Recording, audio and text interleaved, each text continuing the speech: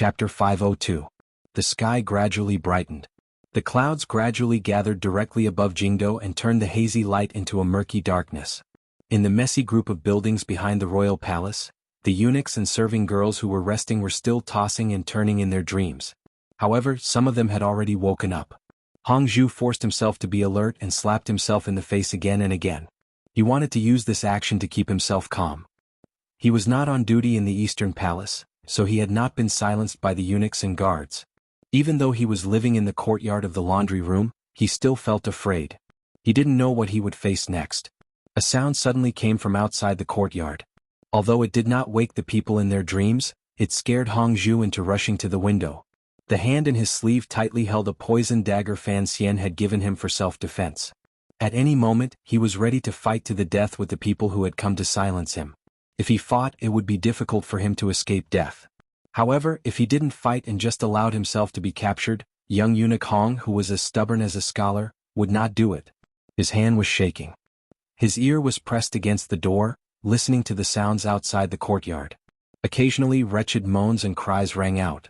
However, those sounds only rang out for a few moments before immediately disappearing. His face was deathly pale. He knew that someone was killing people outside. The eunuchs and serving girls who lived in the laundry room were basically all servants who served the Eastern Palace and Guangxin Palace. Hongzhu knew what was happening outside for. He gripped the dagger tightly and bit his lip nervously.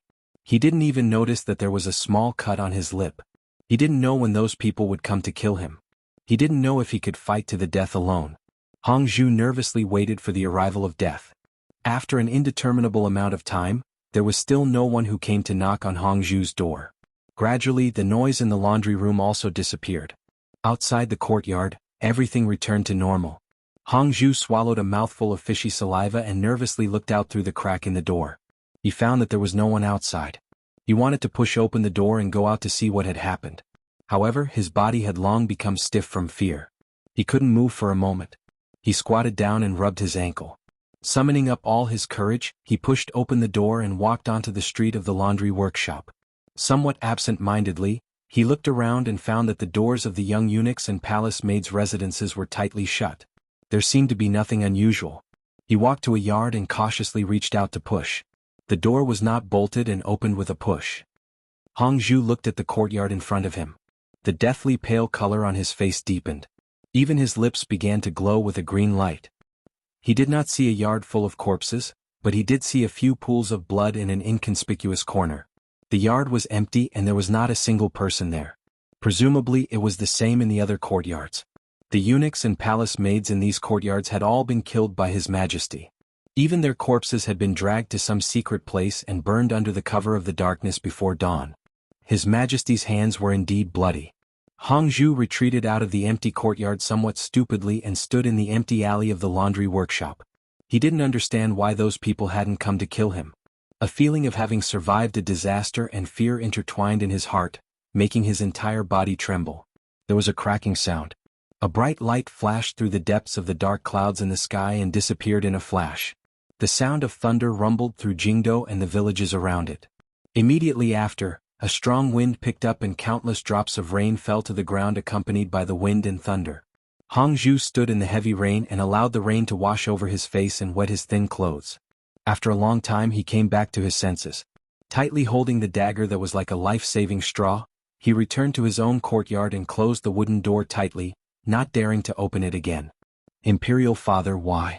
The Crown Prince glared angrily at his father with an anger that was rarely seen and roared in a loud voice, "Why?" The Qing Emperor did not reply to his words. He only stared at the Empress's dazed face. Placing his hands behind his back, he slowly lowered his head and pressed his face against the Empress's. The Empress's body shook for no reason as she watched the middle-aged man she was most familiar with, loved the most, and hated the most come closer to her. She saw clearly the black-bordered golden dragon robe on his body, saw clearly the golden lines on the dragon robe, and smelled the scent on his body. However, she could not see the expression on the man's face clearly. She could not see the emotions hidden under the expression. Many years had passed, but the Empress had never seen the Emperor clearly. Her body shook again. It was clear that this Empress felt fear toward the Emperor from the depths of her bones. The Emperor leaned close to her ear and quietly said, "You taught a good son." The Empress was startled. She had no idea why such a terrifying thing as purging the palace would happen today. Hearing the emperor say it, only now did she know that it had something to do with the crown prince. However, the crown prince had been very stable and dutiful recently. What trouble could he have caused? Particularly after hearing the emperor's words, an emotion unique to women made the empress excited. In a sharp voice she yelled, "My son? Is he not your son?" The reply to the empress was a crisp slap. The emperor slowly pulled back his hand and looked at the empress in front of him, who was covering her face and looking at him in disbelief. Coldly he said, "If you don't want me to depose you, then don't yell here." Even though his words were gentle, they carried a chill that caused one to tremble with fear. A glimmer of hopelessness flashed through the empress's eyes. She looked at the emperor and laughed nervously. "You hit me? You actually hit me? It's been a dozen years, you can't even be bothered to look at me and now you hit me? Should I thank you?" At this time, the crown prince saw his mother being humiliated and had already charged over with a wild roar. Blocking in front of the empress, he stared angrily and helplessly at the emperor and yelled, "Father, enough!" Although he stood between the emperor and empress, the emperor's deep eyes did not seem to see the crown prince at all. They passed through his body and stared at the sobbing empress behind him. Faintly he said, "You cannot lose decorum, do you understand? Empress." The empress fearfully raised her head. Separated by the crown prince's not wide body, she glanced at the emperor. Biting her lip, she didn't speak for a moment. Seeing that she didn't reply, the emperor furrowed his brows slightly and took a step forward. If he took another step forward, he would collide directly into the crown prince's body. The crown prince's heart had already turned completely cold. He knew what kind of harsh and heartless person his father was. A ruler would never be soft-hearted, particularly at this moment. His father had slapped his mother in the face. This at least proved that he still saw his mother as a person. But the emperor's gaze directly passed through him as if he didn't exist. What did this mean? This meant that the emperor no longer saw him as a person. The crown prince didn't understand why his father had become so angry and could not tolerate him. Suddenly he thought of something. His face became increasingly pale. However, he still stood in front of the empress because he wanted to protect his mother. Although the emperor had only taken one step forward, the crown prince felt as if the peak of Dong Mountain was descending. A threatening aura erupted from the man in the dragon robe in front of him and directly pressed down on his body. The crown prince seemed to be able to hear the creaking of his knees. He was afraid. He wanted to retreat, but he couldn't. He knew that the emperor was in a rage. He didn't know what the emperor would do to his mother in his rage. Thus, he stood unyieldingly between the emperor and empress and used all of his strength to resist the threatening aura. His heart was slightly absent-minded. He wondered if this was the aura that an overlord of a generation possessed. To be able to sit on the dragon chair, did one have to be so iron-blooded and heartless? Why? The crown prince held on with great difficulty under the powerful pressure. The veins on his neck bulged. In a sharp voice he roared, "Father, why?" This time, the emperor finally looked the crown prince squarely in the eye. Looking at the young man who dared to stand in front of him, a faint light rose in his eyes. His voice seemed to be squeezed out from between his lips as he scolded in a low voice, "Disgusting." The crown prince understood. The crown prince had proven his guess. The crown prince broke down. The crown prince's legs weakened. In an instant, he fell to sit in front of the emperor and began to cry. Tears and snot covered his entire face. The emperor didn't look at him again. He walked to the empress's side and coldly waved his hand. Another slap flew out. The empress gave a wretched cry. She was knocked to the ground by this slap and lay on the low couch. The emperor lowered his head and put it next to the empress's ear. Using a voice that sounded like he was grinding his teeth, he said, "I gave this child to you and you raised him to this state?" The emperor raised his body and coldly walked out of the eastern palace.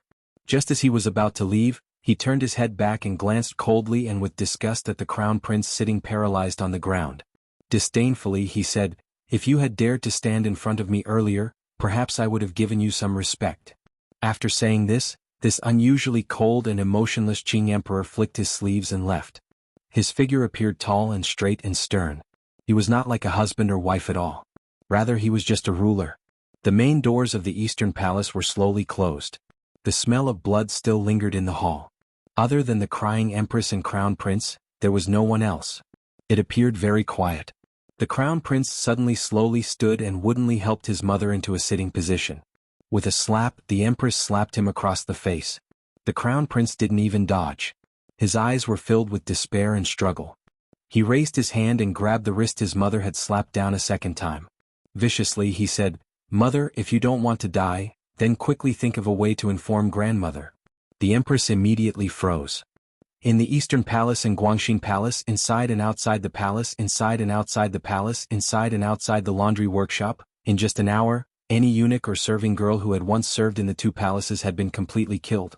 Other than Hong Zhu, not a single person was left alive. Hundreds of wronged souls had been sacrificed for the emperor to hide the scandal of the royal family. Perhaps it was only now that the Qing emperor had gradually begun to reveal his most iron-blooded, coldest, and most powerful side. This middle-aged man wearing a dragon robe came alone to Guangxin Palace. There was not a single eunuch by his side. Old eunuch Hong saw that he had come and bowed deeply. He then disappeared without a trace like a ghost. In the entire Guangxin Palace, only the eldest princess inside the palace and the emperor outside were left. The two of them stood separated by the thick palace doors. No one knew what the other was thinking. Would it be death or memories? Would it be a dozen years of knowing each other or a moment of separation? Ruler and official or brother and sister? The wind rose. The dark clouds above Jingdo grew thicker and thicker. A bolt of lightning struck down. Countless drops of rain poured down. Sitting on the low couch, the eldest princess slowly raised her head and looked at the palace doors with a cold and laughable gaze. With a creaking sound, the palace doors were slowly pushed open.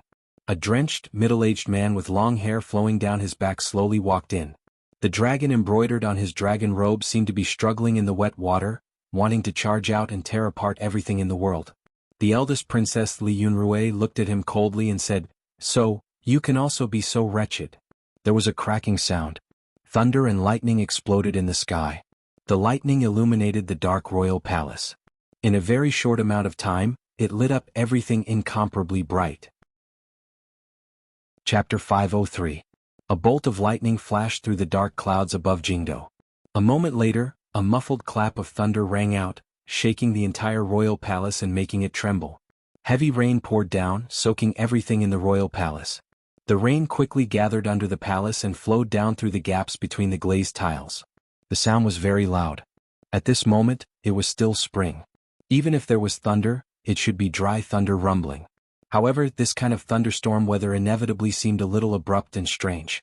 It was unknown if the heavens were angry or if the Son of Heaven was already angry. The emperor walked through the main doors of Guangxin Palace. He turned around and slowly closed the palace doors. He then took a hairband from his wrist and carefully tied up his drenched hair. Not a single strand of hair was out of place. It did not match his current mood. The eldest princess leaned against the low couch and looked at him. Suddenly she began to giggle. At this moment, a bell-like laughter suddenly rang out in the spacious Guangxin Palace. The laughter echoed in the wind and rain. Although it was light and crisp, it could not be concealed. It was transmitted in all directions, making it seem extremely strange. The emperor's expression did not change. He slowly walked forward and stopped in front of the low couch, in front of the eldest princess. Behind him was a straight line of wet footprints. The distance between each footprint was evenly spaced. The lines formed by the footprints seemed to have been drawn straight. He was not silent for long. The emperor looked coldly at Li Yunrui and asked, word by word, "Why?" Then the eldest princess Li Yunrui sank into silence. She furrowed her pretty brows. Her slender fingers gently tapped the low couch beside her. Confusion and innocence flashed through her watery eyes like that of a young girl. She seemed to be thinking, confused and not knowing what to do. In the end, she raised her head and looked calmly at the most powerful man in the world in front of her. Her red lips opened slightly and her jade teeth parted slightly. Quietly she said, "Why what?" A long time had passed since the emperor asked that question. The emperor seemed to be very patient to hear the answer. Without waiting for the emperor to continue asking, Li Yunrui suddenly sucked in a cold breath. Blinking her large eyes, she used her hand to cover her mouth and said, "You're asking why?" "What?" She suddenly laughed and stood up. Not showing any weakness, she stood in front of the emperor and stared at him with a pair of sharp, resentful eyes. Emphasizing each word, she asked, "Brother Emperor, are you asking why your sister is in her 30s and still not married? Or should he ask why his younger sister seduced a scholar when she was only 15 years old? Or do you want to know why you keep so many gigolos?" She gently bit her lip and took a step closer to the emperor. Staring into his eyes, she asked in a tone that was cold to the bone, "Why? Why did the eldest princess, Li Yunrui, give up glory, splendor, wealth, and a leisurely life to manage the palace treasury for the court for so many years? Why did she, this idiot, forcefully suppress her disgust and help the Qing emperor recruit talents? Why did she bother to deal with other countries? Why did she secretly organize a Juanshan conference to kill some people the emperor found inconvenient to kill and to create some conspiracies that would cause the court to lose face? What? Li Yunrui stared seriously at the emperor and waved her sleeve. In a sharp voice she said, "Brother Emperor, why do you think this is? Why was I stupid to such an extent? Why is it that you are the most glorious and beautiful character in the world, yet I am willing to become the darkest character behind you? Why do I have to bear this reputation?" The emperor was silent and cold, looking at her pitifully. The eldest princess suddenly laughed crazily. "Isn't this all for you? My dearest brother, if you want to leave your name in the annals of history, then those dirty things must be borne by someone else. But have you ever thought about me? Me?" The eldest princess angrily grabbed the emperor's dragon robe and hatefully said, "I also want to ask you why. Why do you have to take away everything that belongs to me? Why don't you have any affection? Look at that illegitimate child of yours. You took everything from me and gave it to him. What? I know that everything will be gone. I am willing as long as you are willing. But it cannot be him. Why did it have to be him?" Li Yunrui panted and then quickly calmed down. Using a pitiful gaze, she glanced at the emperor and slowly said, "It's a pity that your illegitimate child is still only willing to have the surname Fan." The emperor looked at her silently. A moment later he slowly said, "You're crazy." "I'm not crazy." Li Yunrui screamed angrily. "I was crazy for the past dozen years. But I'm not crazy today." "You're crazy," the emperor coldly said. The emperor coldly said, "You've asked so many whys. It seems like the root of all this is me. Have you ever thought that your love for power has reached an abnormal level?" "Strange?" Li Yunrui furrowed her brows. A disdainful expression flashed across her face. "If a woman wants power, then it is strange. Then what do you, the person with the most power in the world, count for? How dare you?" The emperor squeezed out a low voice from his throat and waved his hand to strike. The eldest princess raised her face and looked at him coldly. She looked at his hand and did not care at all. "Everything you have was given to you by me," the emperor slowly lowered his hand and coldly said. "I can easily take it all back. Everything I have was obtained through my own hard work." The eldest princess looked at him coldly. "If you want to take everything back, you will have to kill me."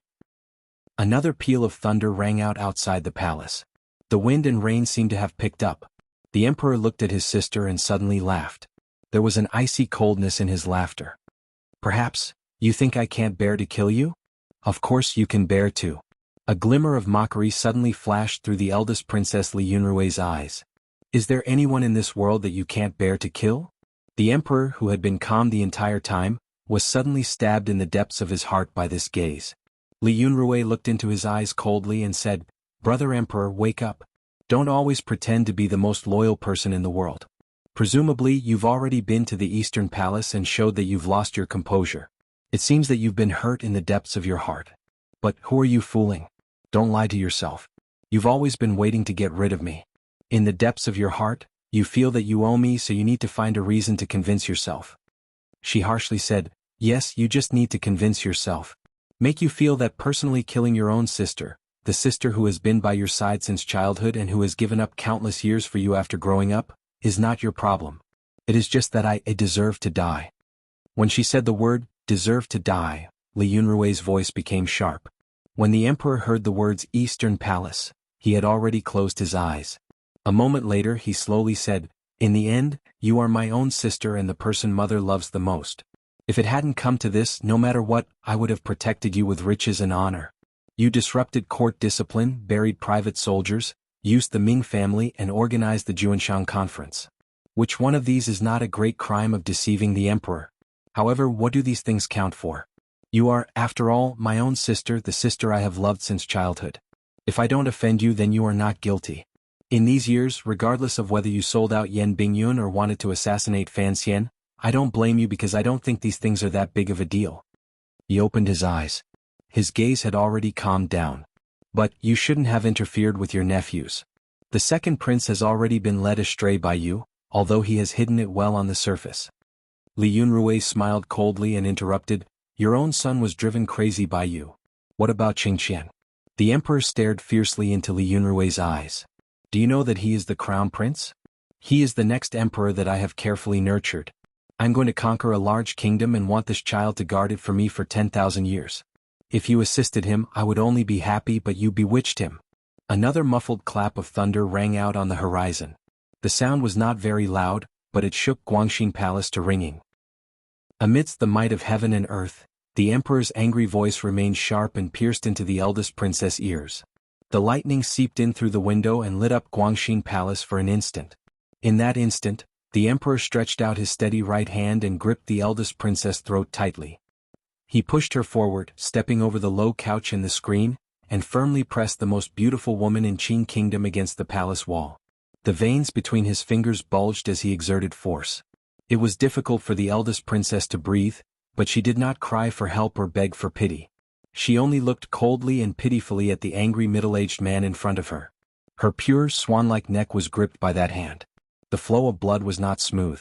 It made her face turn red and instead gave off a strange and moving sense of beauty.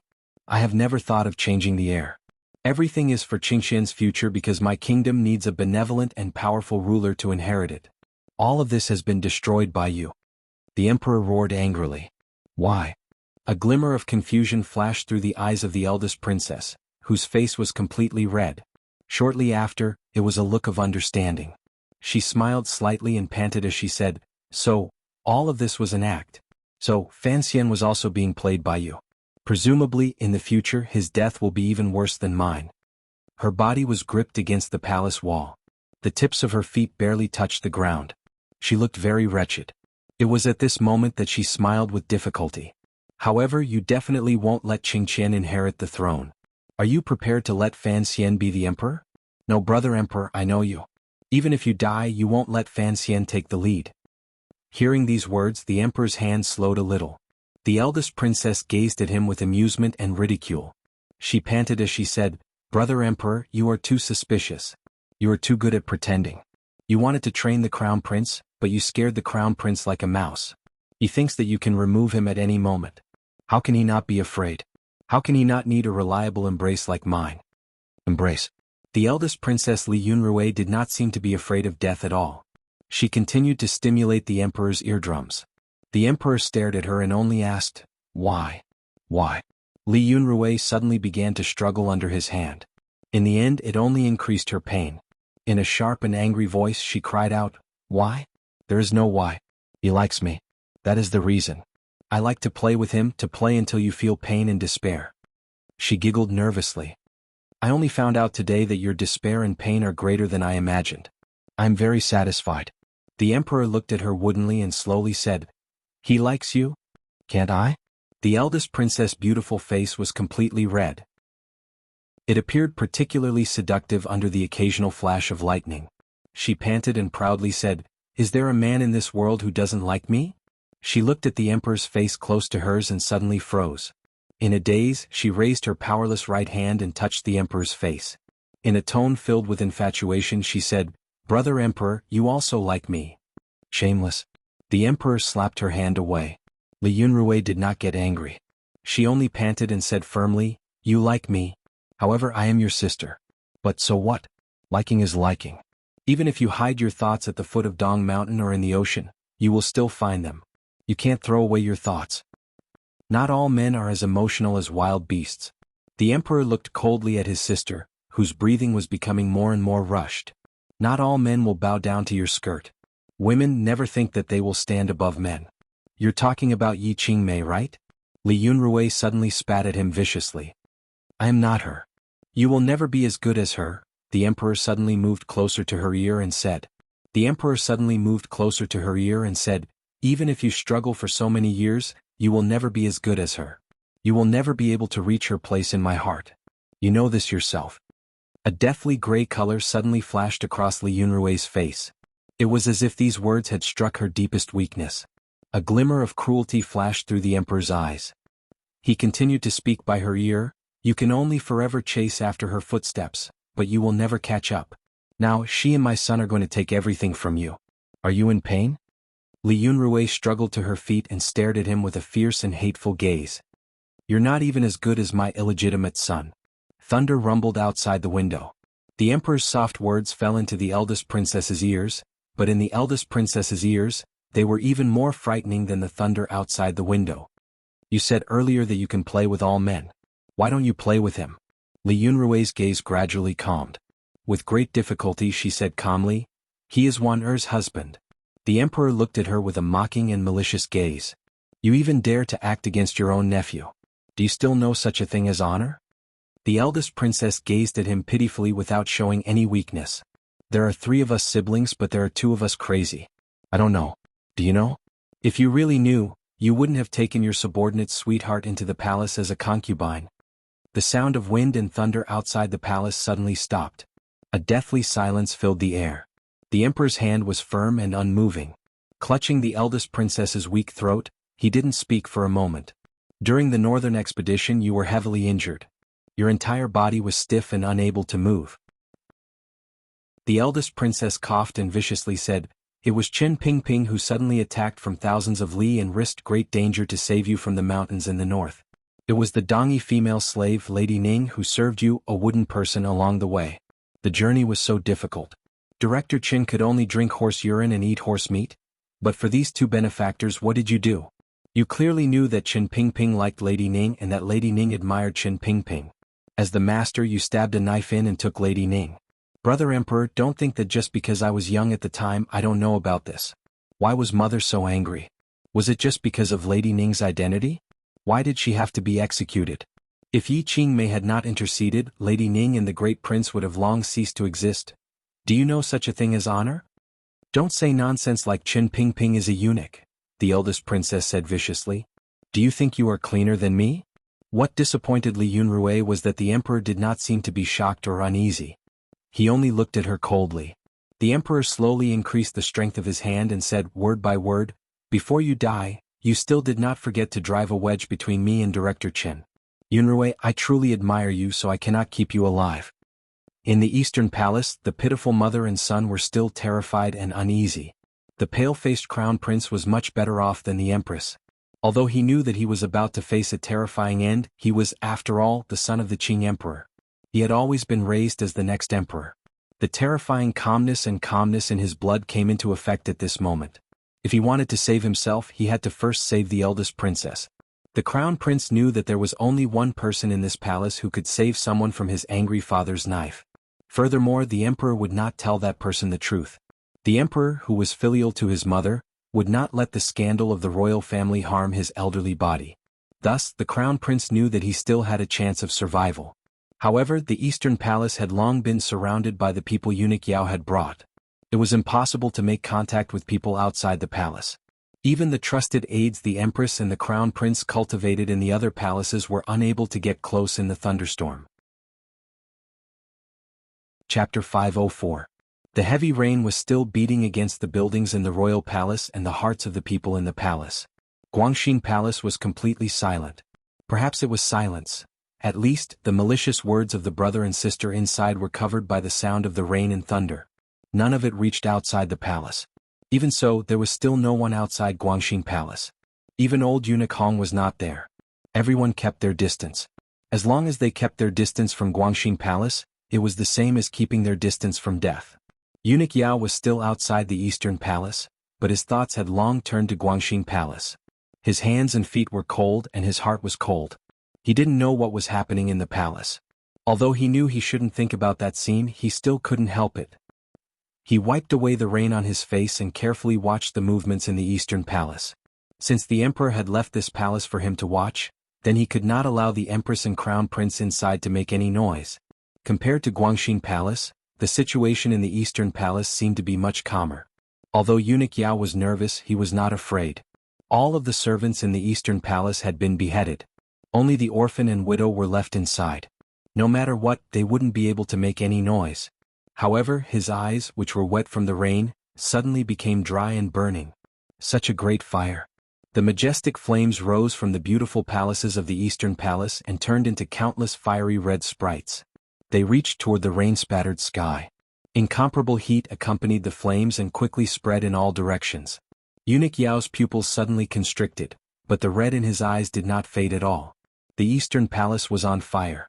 At this time, other than the noble mother and son in the palace lighting the fire themselves, no one could do it. But, did this pair of mother and son want to burn themselves? Furthermore, the rain was falling so heavily. How did the fire start? Why was the sky full of rain unable to extinguish the fire? Eunuch Yao knew that this was not the time to investigate how the fire had started. He had to immediately make a decision on whether to put out the fire or what. Should he allow the Empress and Crown Prince to burn themselves to death? Eunuch Yao did not spend a long time to think. He knew that no matter how angry the Emperor was, if the Empress and the Crown Prince died without enduring the Emperor's anger under his watch, the Emperor's anger would fall on his head. A moment later, Eunuch Yao's throat seemed to have been scorched by fire. He yelled hoarsely and sharply, "There's a fire!" There were countless large copper vats that stored water in the royal palace, and countless eunuchs and serving girls. When the Eastern Palace caught fire, there were already people who reacted and rushed over, desperately trying to put out the fire. Eunuch Yao was nervous and careful and did not participate. He stood on the periphery and watched the busy crowd with a dark expression. He was extremely careful and did not let anyone first come into contact with the mother and son in the burning palace. This fire was a little strange. It didn't seem like the palace had ignited by itself. Instead, someone had used some highly flammable oil, so the fire was so fierce that even the rain couldn't extinguish it. However, when these materials burned out, the flame didn't have the power to continue, so it died out very quickly. There were loyal eunuchs and servants who broke through the blackened palace doors and wanted to charge in to save their masters inside. However, once the little eunuch broke through the palace doors, he found his vision darkened. For some reason, he had been hit in the head by a wooden pillar and fainted. Eunuch Yao coldly walked in first. The guards and eunuchs behind him once again surrounded the Eastern Palace, blocking the people fighting the fire outside the palace. The Eastern Palace had already been burned to a wretched state.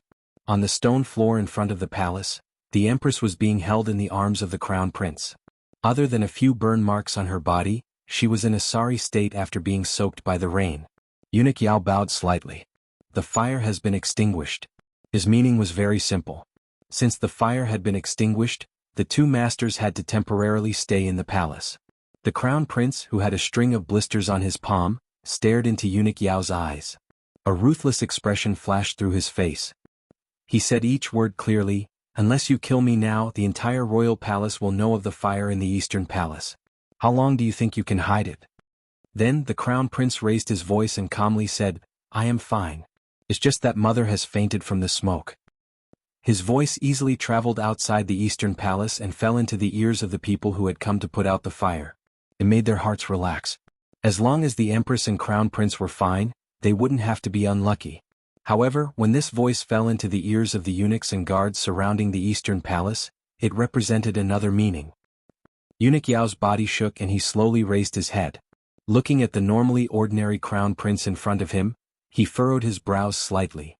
Only now did he realize that this Crown Prince was, after all, the Emperor's own son. At the moment of impending disaster, this kind of decisiveness and self-immolation was used beautifully. The Emperor had to take care of family matters and maintain his face, so he had chosen the darkest hours before dawn. Heaven had played along and sent down a thunderstorm to liven things up. Hundreds of servants had already died in the royal palace. It was to cover up the people's torrent of mouths. However, there was a fire in the Eastern Palace. Everyone knew that the Crown Prince and Empress were safe and sound. This matter could no longer be kept quiet. The so-called family matters were gradually turning into national matters. Eunuch Yao looked at the calm Crown Prince. Suddenly his heart jumped. He found that this usually good-for-nothing Crown Prince, regardless of whether it was his brows or expression, was very much like the Emperor when something happened. The woman with the most power in the Qing kingdom, that old woman, had actually woken up an hour ago.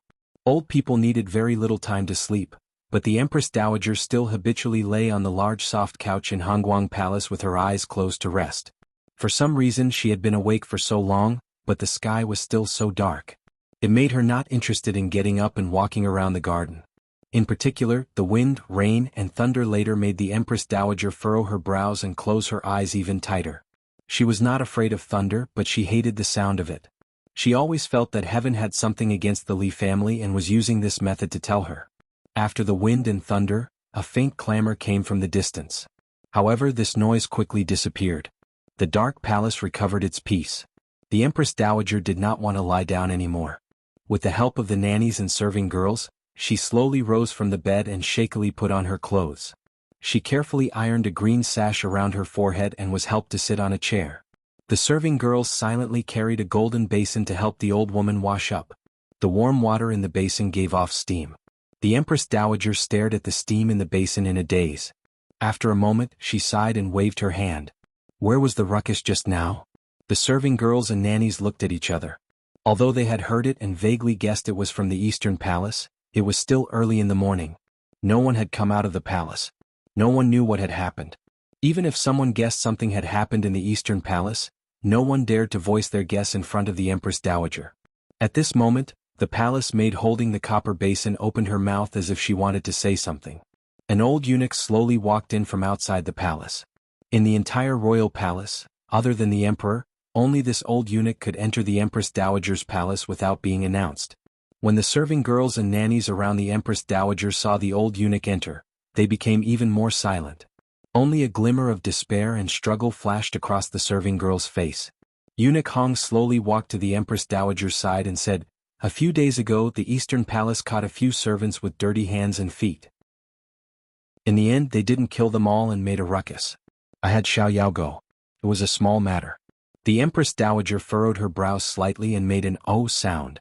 Her gaze glanced at the serving girl carrying the basin. Old Eunuch Hong also glanced at the palace maid with his cloudy eyes. The serving girl's body trembled and she slowly lowered her head. However, she immediately raised her head and said quickly, "Eastern Palace." After saying these two words, she paused and stared in terror in front of her. The Empress Dowager used her old and trembling hand to firmly hold Eunuch Hong's wrist because she knew that as long as Eunuch Hong was willing, this old dog had countless ways to make that palace maid unable to say a single word. "There's a fire." The serving girl carrying the basin said in a trembling voice, "Such a big fire. The Empress and the Crown Prince are still inside." Eunuch Hong slowly shook his head and pulled his hand back into his sleeve. The Empress Dowager stared closely at the serving girl and asked, "Where is the Emperor?" "The Emperor is in Guangxin Palace." The palace maid bit her lip and passed on her master's last words, which were also her last words in this world. She took out a hairpin from her sleeve with her left hand and pierced the tip of the hairpin into her throat, causing blood to gush out. The basin in her hand fell to the ground with a crash. Her body also fell to the ground with a muffled thud. Hongguang Palace was deathly silent. All of the serving girls and housemaids were stunned by this scene. No one could speak. Death is not worth pitying. The Empress Dowager stood up and didn't even glance at the serving girl's body on the ground. She said, "To Guangxin Palace." The rain outside Guangxin Palace gradually lessened. The eldest princess's breathing also slowed. The red on her face had turned from pink to a deep red that was close to death. Her large and alluring eyes gradually protruded. It was very strange. Her body was suspended from the beautiful palace wall, and her life hung in the great hand which clasped her beautiful white neck. Perhaps death was about to arrive, but this woman, the strangest woman in the Qin kingdom in 20 years, was in the end crazy. Thus, there was not a glimmer of fear toward death in her eyes.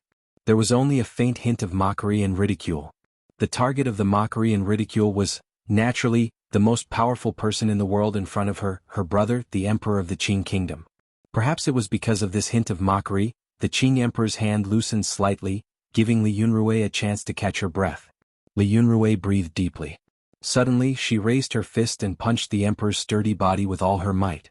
Because she was breathing too quickly, even her snot and saliva flowed out and dripped onto her still beautiful but slightly deformed face.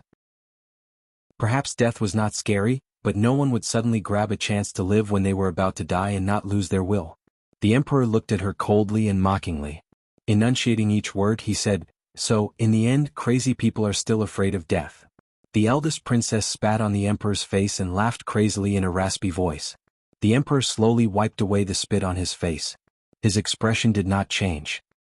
He then raised his hand and slowly wiped away the thing on the eldest princess' face. Slowly he said, "You and I, brother and sister, seem to have not had many intimate words these years. What harm is there in giving you a bit more time?" "There's no need for time." The eldest princess chuckled with difficulty and said, "I was just thinking, if you kill me today, will you kill Chen Pingping next? It's very strange that you didn't bring a single tiger guard with you for such a big event like purging the palace. Who are you guarding against?" "Against? Given the situation in the Qin court, Once the balance was completely broken as the emperor, he had to establish a new balance. The old generation would become sacrifices. Very good. Looks like Fan Jian is dead and Fan Xian is also going to die. With so many people accompanying me, what do I care? The eldest princess suddenly spat at the emperor's face again and said in a raspy voice, "You are alone. You are alone. Kill me. Kill me. You have no son. You have nothing. You are just a lonely ghost." "The emperor does not need friends," the emperor said coldly. "As for my sons, if they dare to rebel, I can have more." Outside Guangxin Palace, a hurried knocking suddenly came from the door. The sound was very loud. It seemed that the person outside was in a hurry. Chapter 505. The emperor slowly closed his eyes and said, "You overestimated my patience. I underestimated your power in the palace." The eldest princess gazed at the emperor and panted. "I know you have always been giving me chances. In reality, I have also been giving you chances. As long as you don't want to kill me, I simply cannot summon the courage to harm you. In this life, I am already used to being behind you. It is not an easy matter to completely stand in front of you. I don't want to harm you, so I have never acted. Yet you have made me despair." Li Yunrui panted. Shortly after, she smiled gently and said, "So kill me. If I am alive, I will do everything in my power to kill you."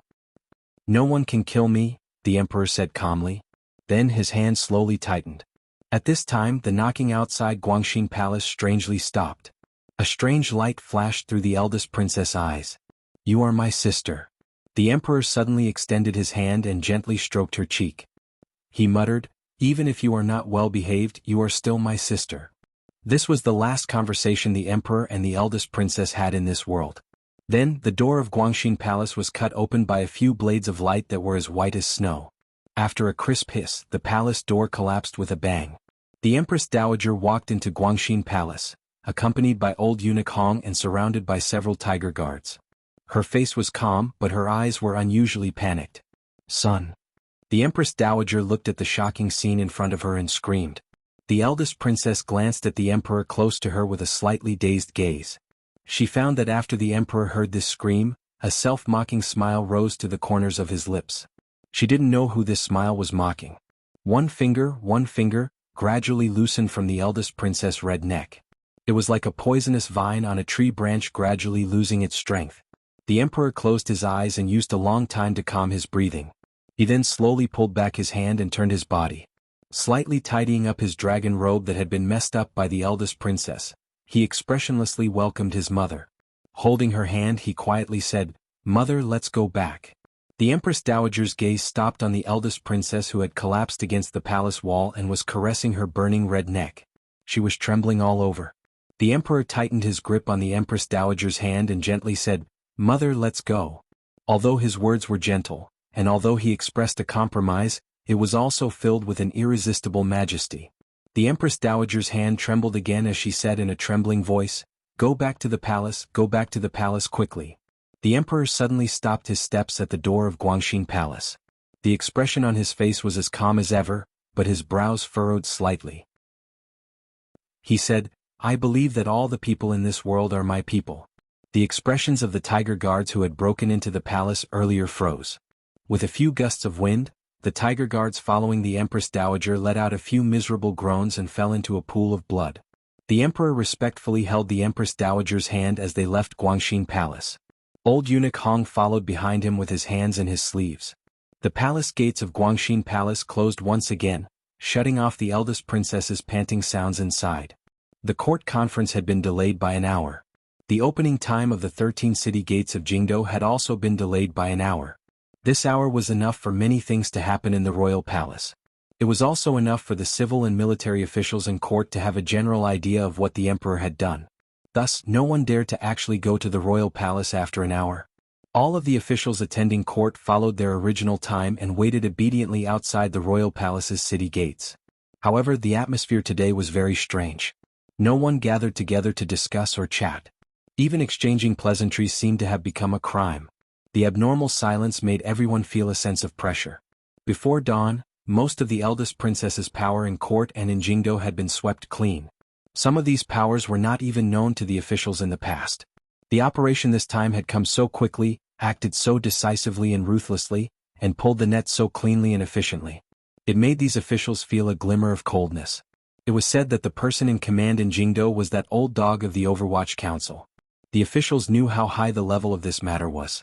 Standing in front of the royal palace and analyzing their own thoughts, they understood that this world was in the end the emperor's world, not the prince's world, much less the eldest princess's plaything.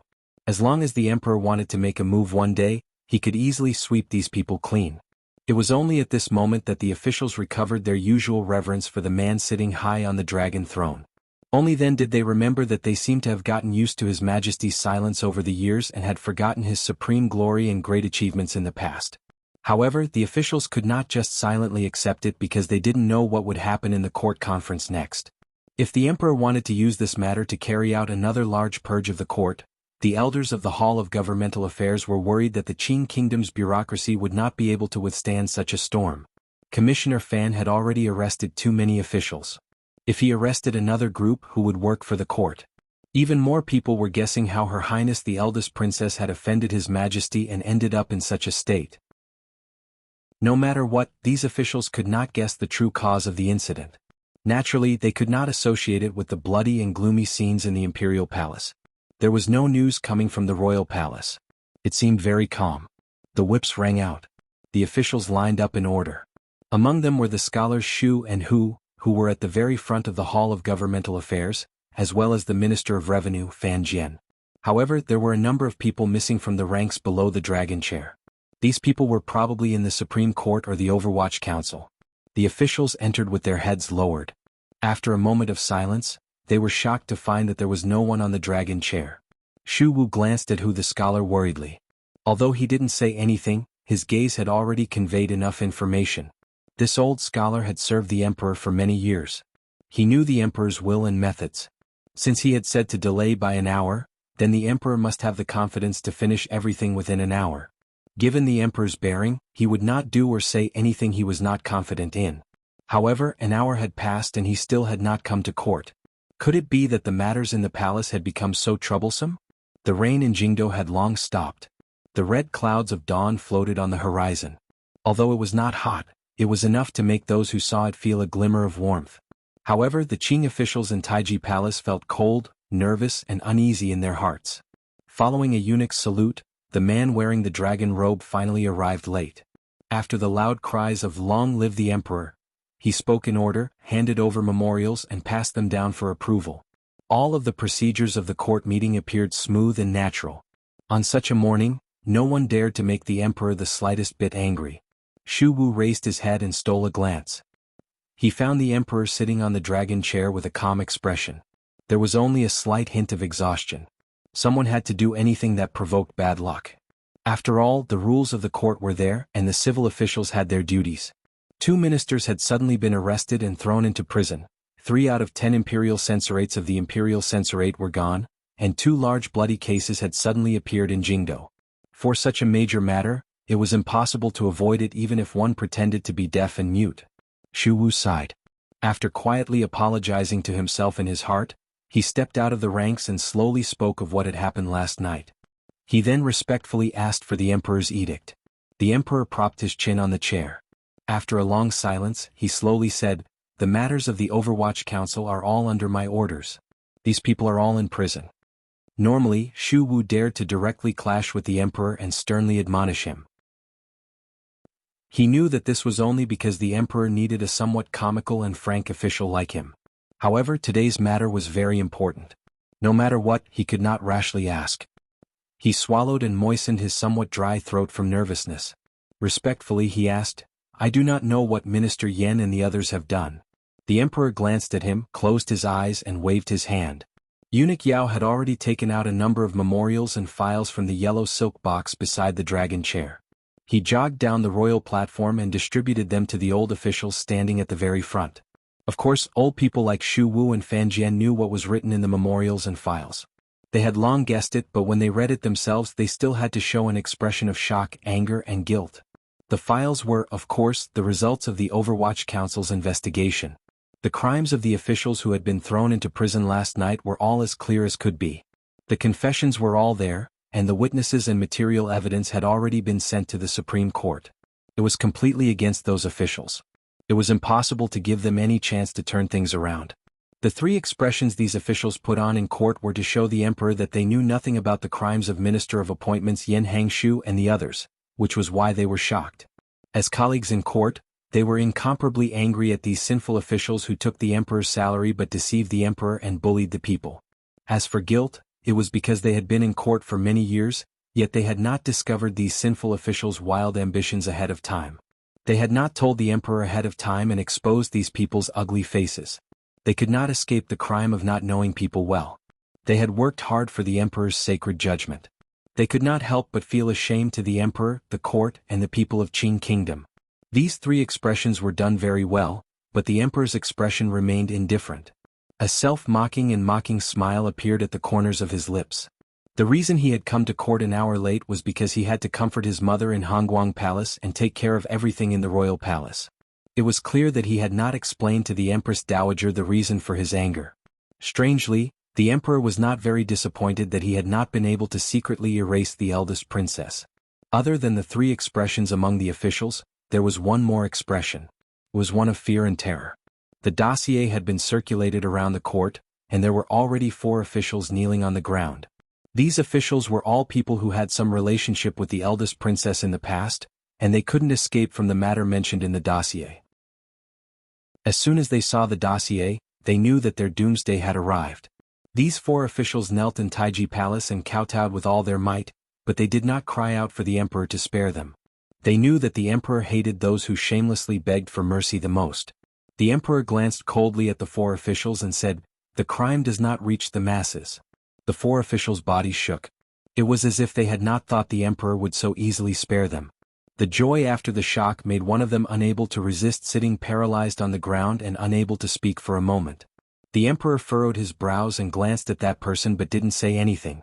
After the court conference, all that was left in the royal study was the true center of power in the Qing kingdom. The Hall of Governmental Affairs, as well as the heads of the 6 ministries and 3 temples, still sat on embroidered stools as usual. However, these important figures seemed to feel like they were sitting on the tip of a needle and were very uncomfortable. There were no crown princes listening. The officials were guessing in their hearts, but they did not show anything on their faces. The emperor glanced at these people and slowly said, "There are some things that I can say in court, but there are some things that I can only say here because you are all pillars of the Qing kingdom. The emperor's family matters are also part of the affairs of the country. You must know." Everyone's heart tightened. They knew that this was going to talk about the eldest princess matter. They quickly bowed forward. "Yan Hangshu and the others are only claws and teeth. I will not kill them lightly." The emperor leaned against the low couch and said, "I will not make any major movements in court. Never mind, you can read first." At this moment, the files in the hands of the ministers were not the ones that were circulated in the imperial court. Instead, they were true secrets, so the ministers did not need to disguise the 3 expressions, because these 3 expressions came from the depths of their hearts. The eldest princess, Li Yunrui, betrayed the head spy of the Qing kingdom's Overwatch Council stationed in northern Qi, Yan Bingyun, colluded with the Ming family, secretly formed pirates and stole goods from the palace treasury, secretly ordered the Jiaozhou navy to massacre the island, ordered assassins to assassinate court officials in the streets. Shu the scholar's fingers holding the files were trembling. Although these officials knew that the eldest princess was powerful and ambitious, they had not expected it to be to such an extent. In particular, these 4 crimes were too frightening. When the Qing kingdom and northern Qi were negotiating, the northern Qi people had suddenly thrown out a bargaining chip that caught the Qing kingdom unprepared and shook the court. The capture of the head spy of northern Qi had been single-handedly orchestrated by the eldest princess. The shock of that matter was too great.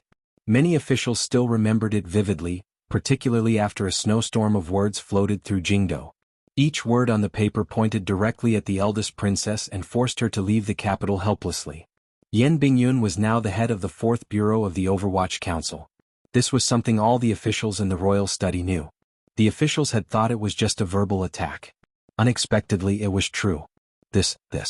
Shu Wu's heart was filled with anger, but he couldn't say anything. The investigation in the files was too detailed and clear. Even if these officials didn't believe it, it was still difficult, particularly since the witnesses of the last 3 crimes were still locked up in prison. "There is a little thing called the Juanshan Conference," the emperor said with his eyes closed. It was something Yunrui made. Although the account's master ran, in the end the Black Knights still captured a number of people. As for the assassination in the streets, those 2 assassins are still in prison. Who the scholar was slightly more composed. Although he didn't know why the emperor wanted to bring the matter of the royal family to the table, he still asked sincerely, could there have been a mistake?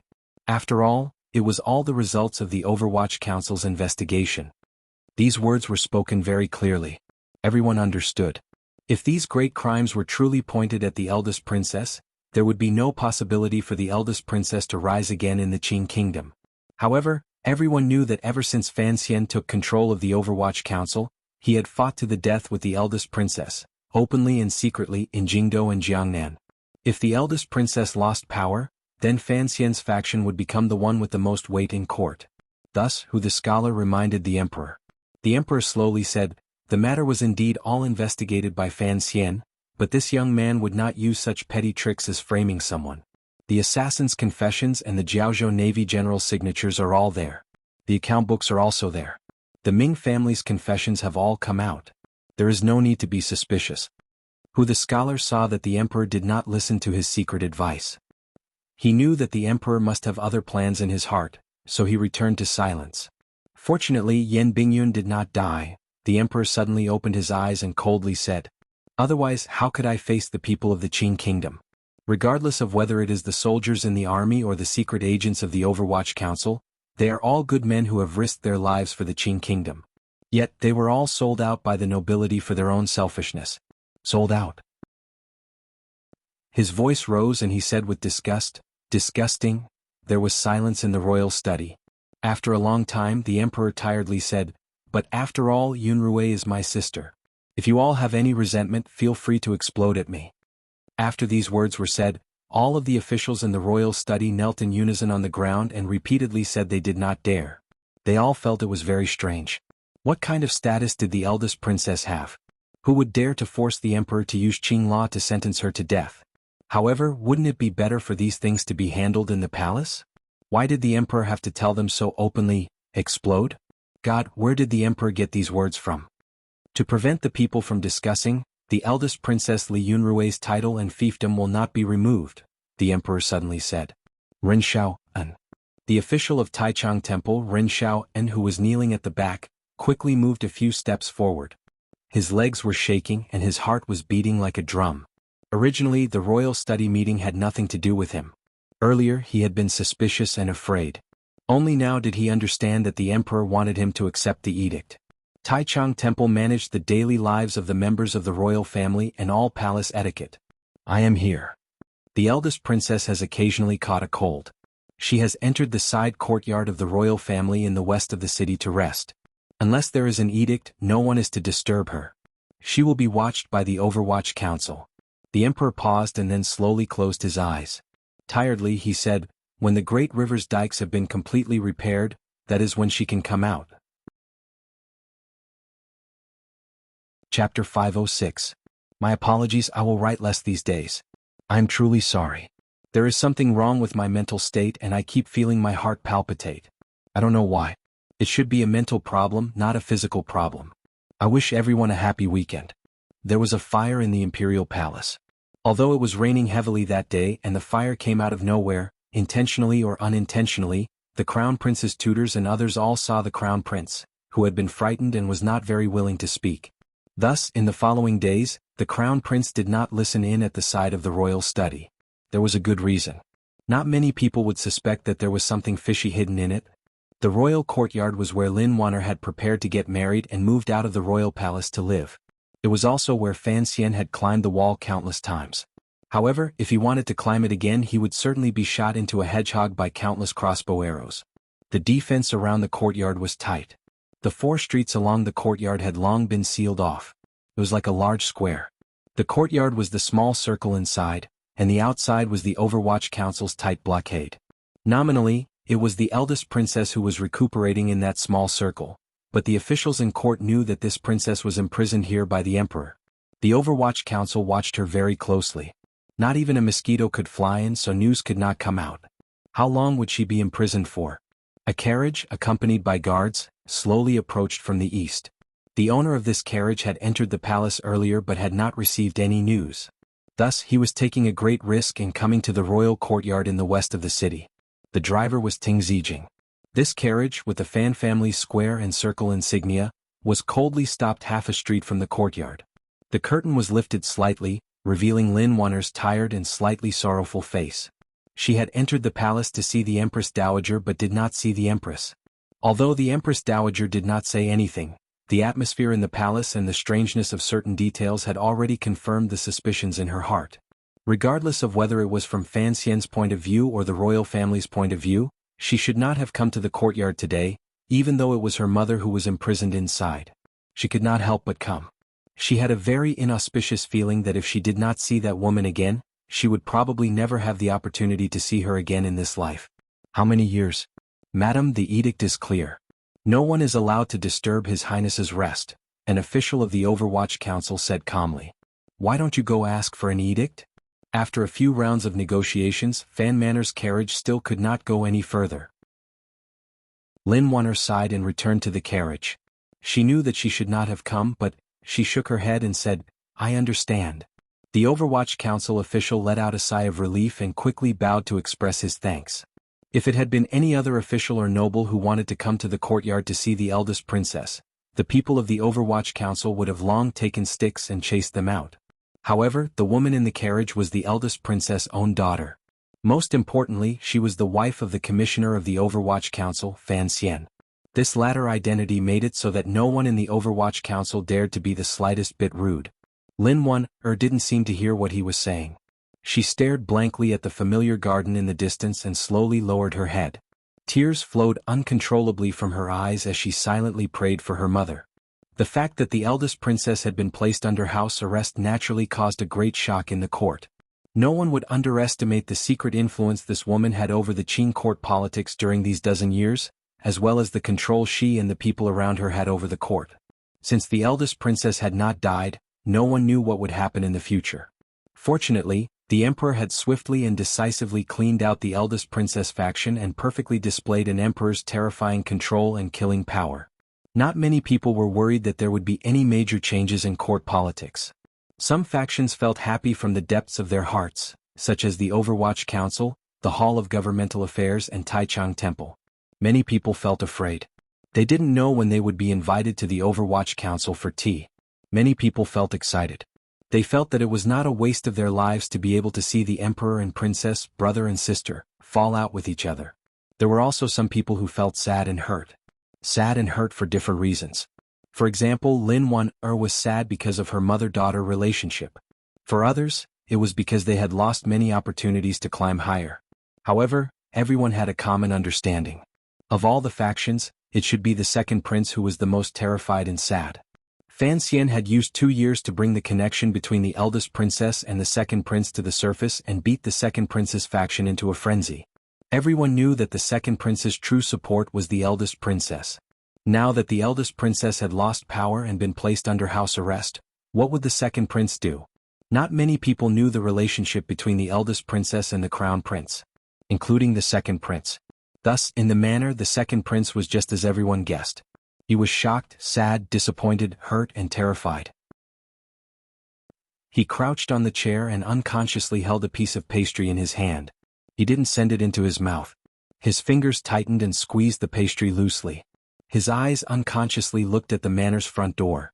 It seemed that at any moment, the eunuchs in the palace and officials of Taichung Temple would charge into the manor and capture him to house arrest.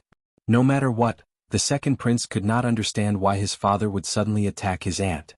Furthermore, he was even more shocked by his father's silent attack and thunderous power. It was not until this moment that he finally understood that just because the emperor had not moved didn't mean he didn't have the power to move. It was just that he had been too lazy to move before. When the emperor moved, heaven and earth changed color. Silently, after a thunderstorm, the situation in Jingdo changed. The second prince didn't know what he was about to face. The emperor was very clear about his relationship with the eldest princess. Perhaps he would never have a chance to rise again in this life. He sighed and placed the pastry on the plate beside him. With a pained smile, he accepted the handkerchief and wiped his hands. Gazing at Wang Fei Yilinger beside him, he said, "If there are any problems presumably for the sake of your great uncle, Father won't make things difficult for you. There was a faint layer of worry in Yi Linger's bright eyes. She knew why her husband had been obediently staying in the manor these few days, constantly preparing to be captured. However, she couldn't comfort him, nor could she do anything to help him. The power in the second prince's hands that he could rely on was the Yi family. In the days after the eldest princess was imprisoned, he didn't have any open or secret communication with the Yi family. He knew that each and every one of his actions was being watched by the palace. He was not prepared. More accurately, after his aunt was suddenly beaten into the dust, he didn't have the courage to do anything. He was worried that his strange actions would make his father even angrier. For the sake of his own life, it was better to be quiet. Imprisonment at least was not death. The second prince obediently waited for the arrival of the end in his manor. The people of Jingdo, up and down the court, were also waiting for the day the second prince was finished. Everyone waited for a long time, but there was still no edict from the royal palace. This reality inevitably made everyone feel puzzled and endlessly speculate. At this moment an edict came out of the palace. Everyone was so shocked that they couldn't say a word. The news reached the manor. The second prince was so shaken by this edict that he fell straight off his chair. Boundless unexpected joy and boundless puzzlement turned into boundless shock in his mind. Why was this? The edict was written very clearly. The king of Nanzhao had just passed away. The emperor had specially ordered the crown prince, Li Qingqian, to go out on a tour on behalf of the emperor and to seal Nanzhao. Nanzhao? This was a vassal country that had been forcefully taken down by the Qing army 7 years ago. Its location was remote, there was a lot of poisonous miasma, and the roads were difficult to traverse. It was thousands of li away. A round trip would take at least 4 months. Although Nanzhao had been peaceful these years and saw the Qing kingdom as its master, the two countries had a close relationship. When the king of Nanzhao passed away, the Qing kingdom had to send a person of considerable status to mourn and attend the ceremony. But why the crown prince? This was completely against common etiquette. Why not the great prince? Why not Hu the scholar? Why not Fan Xian? At such a sensitive time, the crown prince was suddenly sent thousands of li away to Nanzhao. What did this mean? Could it be a form of exile? The eldest princess had been placed under house arrest. Everyone had thought that the second unlucky person would be the second prince. No one had expected it to be the crown prince. Did the emperor finally have the thought of dethroning the crown prince? Although the details of the current situation were not enough to support this judgment, the crafty officials in court all sensed that there was something strange in the wind. However, they could not understand it. The second prince himself was the person who could not understand it the most. He only felt a chill run through his entire body. His father's actions were always so unexpected and chilling. The way he did things was like flowing clouds in the sky. No matter how hard he tried, he could not figure out the traces. After the second prince's shock, he became even more well-behaved. Chapter 507. In the Jiangnan region far from Jingdo, the feeling of spring had already enveloped the willows of West Lake. By the side of West Lake, the color of spring was even stronger in the Pring family manor. A row of green trees along the back of the manor happily stretched their wastes, greedily sucking in the moisture in the air and the sunlight that warmed day by day. However, the owner of the manor was not very happy, nor did he have the leisure to stretch. With a bitter expression, he read through the council bulletins and court bulletins that Tianjing had recently sent over and even the flowery newspaper the palace did. He still did not relax. In the end, he quietly discussed the news from Baoyue Brothel's channels with Shi Chanli and finally confirmed the path of development of the matter. It was just as the intelligence report said. The eldest princess was under house arrest in the courtyard in the west of the city, and the crown prince had an imperial order to go to Nanzhao Kingdom thousands of li away to observe the ceremony. Currently, these were the two most direct results of the matter. Thus, the young owner of the manor couldn't help but sigh and repeatedly shake his head. Shi Chanli looked at him curiously and asked, "Sir, although I don't know why the emperor is angry after this matter, the eldest princess will no longer be able to harm you in court or in Jiangnan. Is that not a great thing? Why are you still so unhappy?"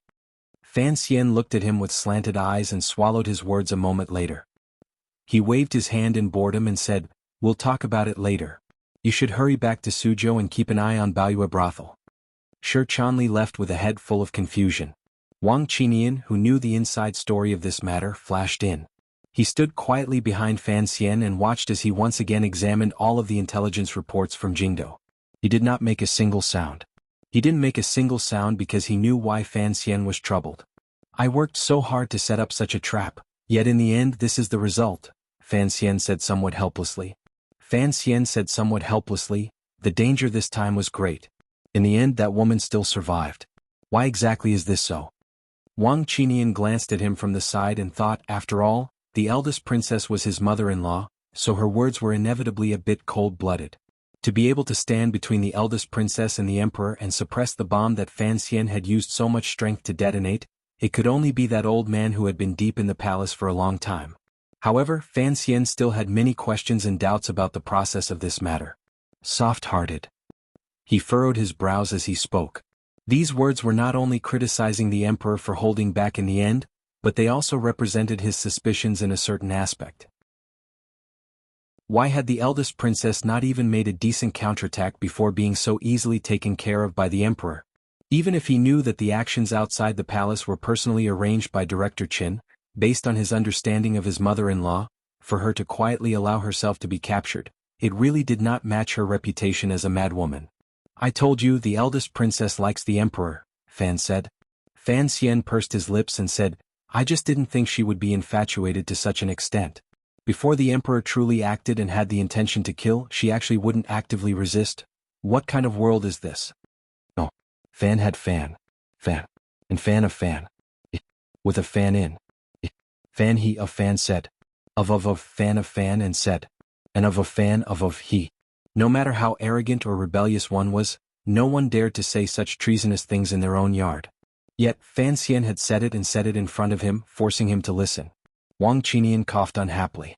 He knew that his life, death, wealth and honor in this life had long been tightly tied to Sir Fan Jr. Sir Fan Jr. was not worried at all that he would betray him, which was why he had spoken so impudently in front of him. The plan to expose the scandal of the royal family and force the emperor to take action had been made by Fan Xian and Wang Qinian. This was an important matter. The other members of the Qinian unit had not received a hint of it. As for Yan Bingyun, he was completely in the dark. Fortunately, Jiangnan was far from Jingdo. Fan Xian and Wang Qinian's plan only burst forth 2 months later. Even an immortal would not be able to guess that this matter had something to do with the two of them. Unless Hongzhu suddenly had the courage to kill himself and his friend. There are a few places in the council report that are worth paying attention to. Although he had done something disloyal, Wang Qinian was still not used to talking about disloyal subjects. He pointed painfully at a few places in the council report and forcefully changed the topic. He reminded, the arson case in Huichun Hall, the fall of a relative and the sudden death of a royal doctor. There is something fishy about these 3 matters. Fan Xian turned his head and glanced at him. The council report did not connect these 3 matters. The palace would also not allow anyone with intentions to see the connection. The problem was that the two of them knew these 3 places too well. They knew the root of these matters. Do you not think that the eldest princess and crown prince killed to silence them? That is only medicine. Medicine cannot be considered evidence at all. The wrinkles on Wang Qinian's forehead were very deep. The eldest princess and crown prince are not stupid. Why would they do such foolish things during an investigation in the palace? This is also what I find strange. We kept these people alive for the emperor to interrogate. Fan Xian seemed to be deep in thought. But it is clear that the emperor did not interrogate them. How could he determine that matter? Also, he pointed at the paper and said seriously. The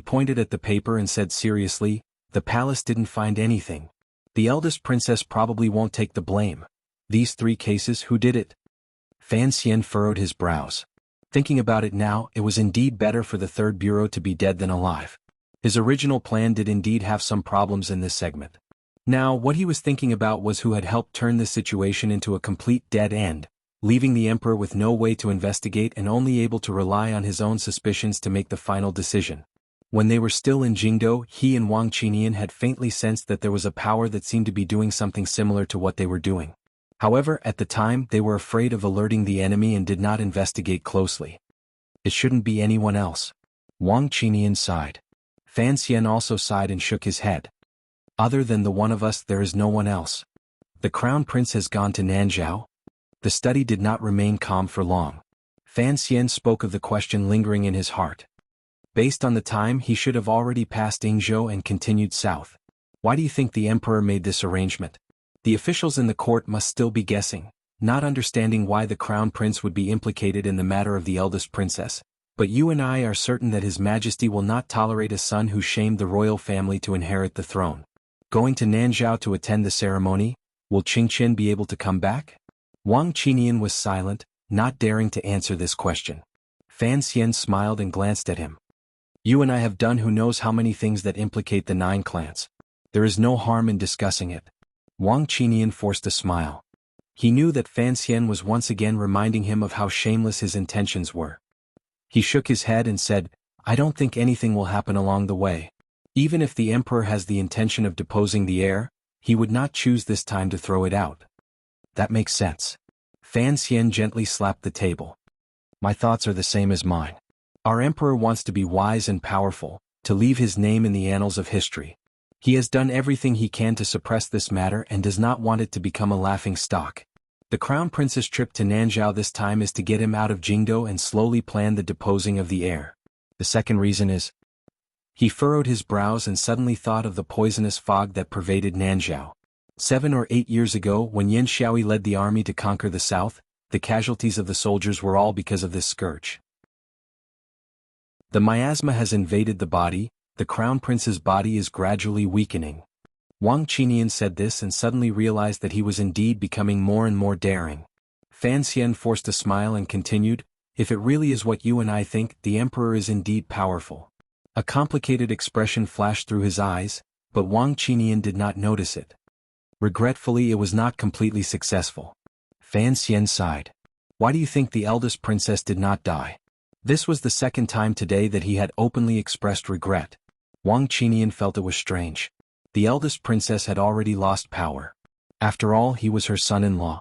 Regardless of whether it was from the perspective of human relations, he should not have said such things. Wang Qinian didn't know that ever since Fan Xian entered Jingdo, he had unconsciously feared the eldest princess.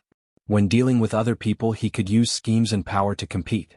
However, when dealing with a powerful figure praised by the world as crazy, it was difficult for Fan Xian to guess what kind of crazy reaction she would have.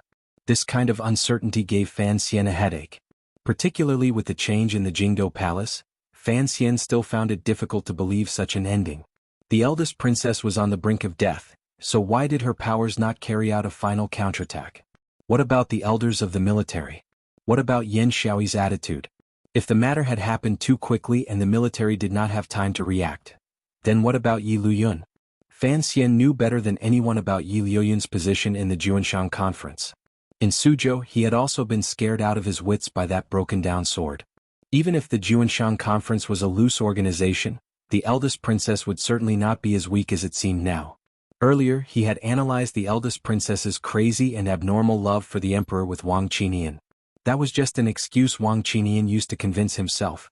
He did not believe it. However, there were some things in this world that perhaps people did not believe were the truest reasons. Fan Xian sat by the desk and sighed regretfully. After Wang Qinian left, he still couldn't stop sighing. Wang Qinian closed the door and unconsciously shook his head. He thought to himself that although the eldest princess had not died from now on, no one in court would be a match for Commissioner Fan. This kind of result was already very good, so why did the commissioner sigh? In reality, the reason was very simple. Fan Xian was not a loyal official, nor was he a pure official. What he imagined was just watching the tigers and cranes fight in Jiangnan and each get hurt. He wanted the eldest princess to fall from power, but he also did not believe the emperor. What he sighed was that the emperor's methods seemed to have come faster and more powerful than he had imagined. The emperor's power had not been damaged at all. Fan Xian sat alone in the study and silently analyzed everything that had happened in Jingdo. He faintly felt that perhaps the eldest princess was stubbornly waiting for the emperor's thunderous anger because of her crazy feelings. It was clear that the emperor was holding back. Was it familial love? Fan Xian did not believe this. He flipped open the letters under the council newspaper. After reading them a second time, he thought deeply for a moment and then began to write a reply. The letters came from his home in Jingdo. There was one for his father and one for Wanner. They mainly talked about Cece and the child in her stomach. They were all safe and did not need to worry too much. However, Wanner's letter mentioned the eldest princess matter. Although she did not explicitly say anything, it seemed that she wanted Fan Xian to say something in the palace. Fan Xian once again sighed in distress.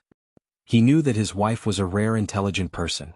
She knew how irreconcilable everything was behind the cover-up. However, she still wrote a letter for him to say something. This only proved that Wanner still had a mother-daughter relationship with the eldest princess. This was a very natural thing. The emperor was cold-blooded. Fan Xian was cold-blooded. It did not mean that everyone in the royal family was cold-blooded. Fan Xian wrote his reply seriously. To his father he had to express his shock and confusion. To Wanner his reply was mainly to comfort her. At the same time he asked about Cece. Following this he began to write a memorial, a secret memorial to the emperor.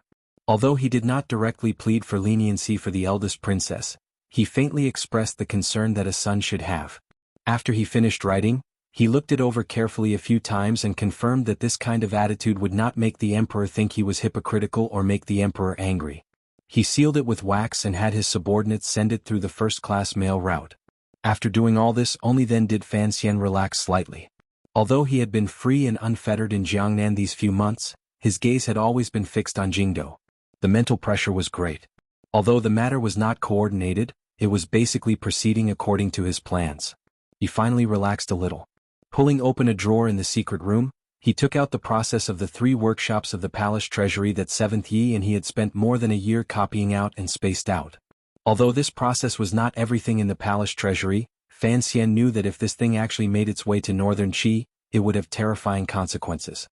He narrowed his eyes and thought to himself that although he and Qin Pingping had unconsciously worked together to play the emperor once, in the end, they had only played around with the details. As for the larger picture, perhaps it was the emperor playing with him. 13th Wang has been idle for too long, Fan Xian thought. Fan Xian thought of this. He then got up, packed everything and left the manor by West Lake. Chapter 508. I've been having heart palpitations lately, and it's hard for me to concentrate on writing. Please forgive me. I'll take a day off next week to comfort myself. Thank you. As for the book review section, I don't mind criticism really. Of course, it's up to you whether you agree or not. Regardless of whether you are a debater or a debater, you can say whatever you want, but can't you be a little more gentle? Please try your best to maintain the peace in the book review section. Sorry to trouble everyone, please. It was right next to the West Lake in Hangzhou. It was almost dusk. The scenery of the lake and the mountains blended into the golden light. It was indescribably beautiful. In this patch of dusk, Fan Xian alone came to the top of a hill by the lake.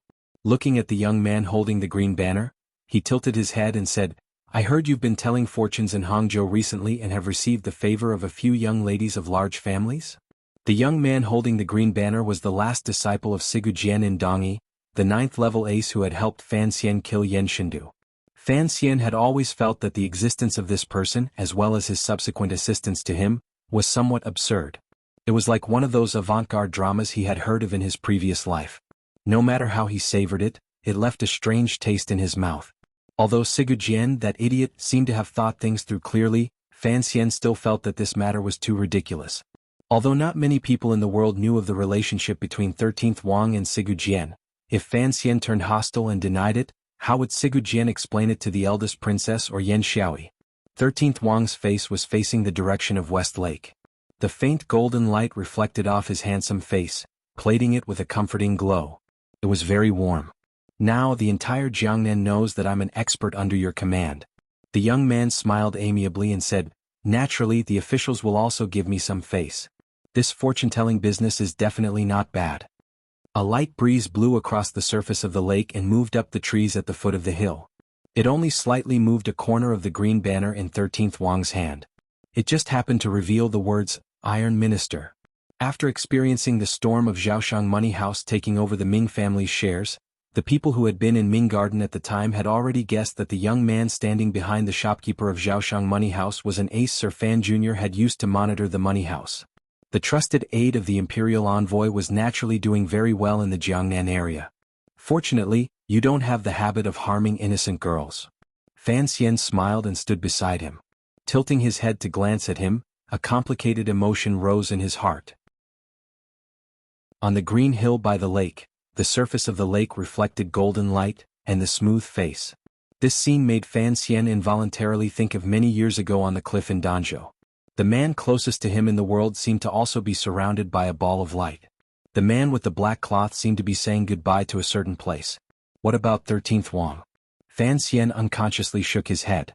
He didn't understand why he was used to associating this friend with the blind uncle. He missed Wu Zhu very much, particularly in such a peaceful situation in Jiangnan. He didn't know if Uncle Wu Zhu's injury had recovered or not. Even Qin Pingping didn't know where Wu Zhu was hiding to recover. What kind of injury would take more than a year to recover from? Fan Xian furrowed his brows. 13th Wang glanced at him curiously and asked, "Sir Fan, is there something on your mind?" "Yes." Fan Xian did not hesitate and said straightforwardly, "I have something I need your help with." "What is it?" "The Crown Prince is heading in the direction of Nanzhao. The road is shrouded in poisonous fog and the path is dangerous. I am worried about his body," Fan Xian said with a calm expression. 13th Wang furrowed his brows slightly. His breathing became slightly heavier. After thinking for a long time he slowly said, "The Imperial Army, the Overwatch Council and the Qin Kingdom's Tiger Guards. This kind of defense is very tight. Even if I die, I might not be able to get close to his body." Fan Xian smiled. "You misunderstand what I mean." 13th Wang looked at him and didn't say anything. "Help me bring an antidote pill to him." Fan Xian lowered his head slightly as if he was avoiding the thickening golden light on the surface of the lake. "Help me protect him in secret and ensure his safety along the way." 13th Wang's brows furrowed even tighter. He had no idea why Fan Xian would suddenly give him this mission. After hesitating for a moment, he quietly said, "Why? Given my understanding of the situation in Jingdo, the eldest princess is under house arrest, and it is clear that the crown prince is about to lose power. Under the Qing emperor, there is no one who can stand against you." Fan Xian smiled. He didn't know how to explain, so he decided not to explain. "What exactly happened in Jingdo?" 13th Wang asked curiously like a child. "This matter wouldn't have anything to do with you, would it?" He unconsciously used the honorific you. Fan Xian spat and said without good humor, "I'm in Jiangnan. No matter how long my hands are, they can't reach Jingdo." 13th Wang thought for a bit and agreed with this explanation. He scratched his head and said, "But, the crown prince is heading all the way south. It looks like your emperor has some thoughts. Sir Fan, you want me to protect him. Have you guessed something? But if I guessed correctly, by doing this, aren't you opposing the emperor of your country? Presently, I have long become a secret that everyone knows. To openly oppose your emperor like this, are you not worried? Forget it, don't guess blindly." Fan Xian sighed. "This matter has nothing to do with the emperor. It is purely a request from Wanner's letter. After all, I am half a member of the royal family, so I have to pay a price."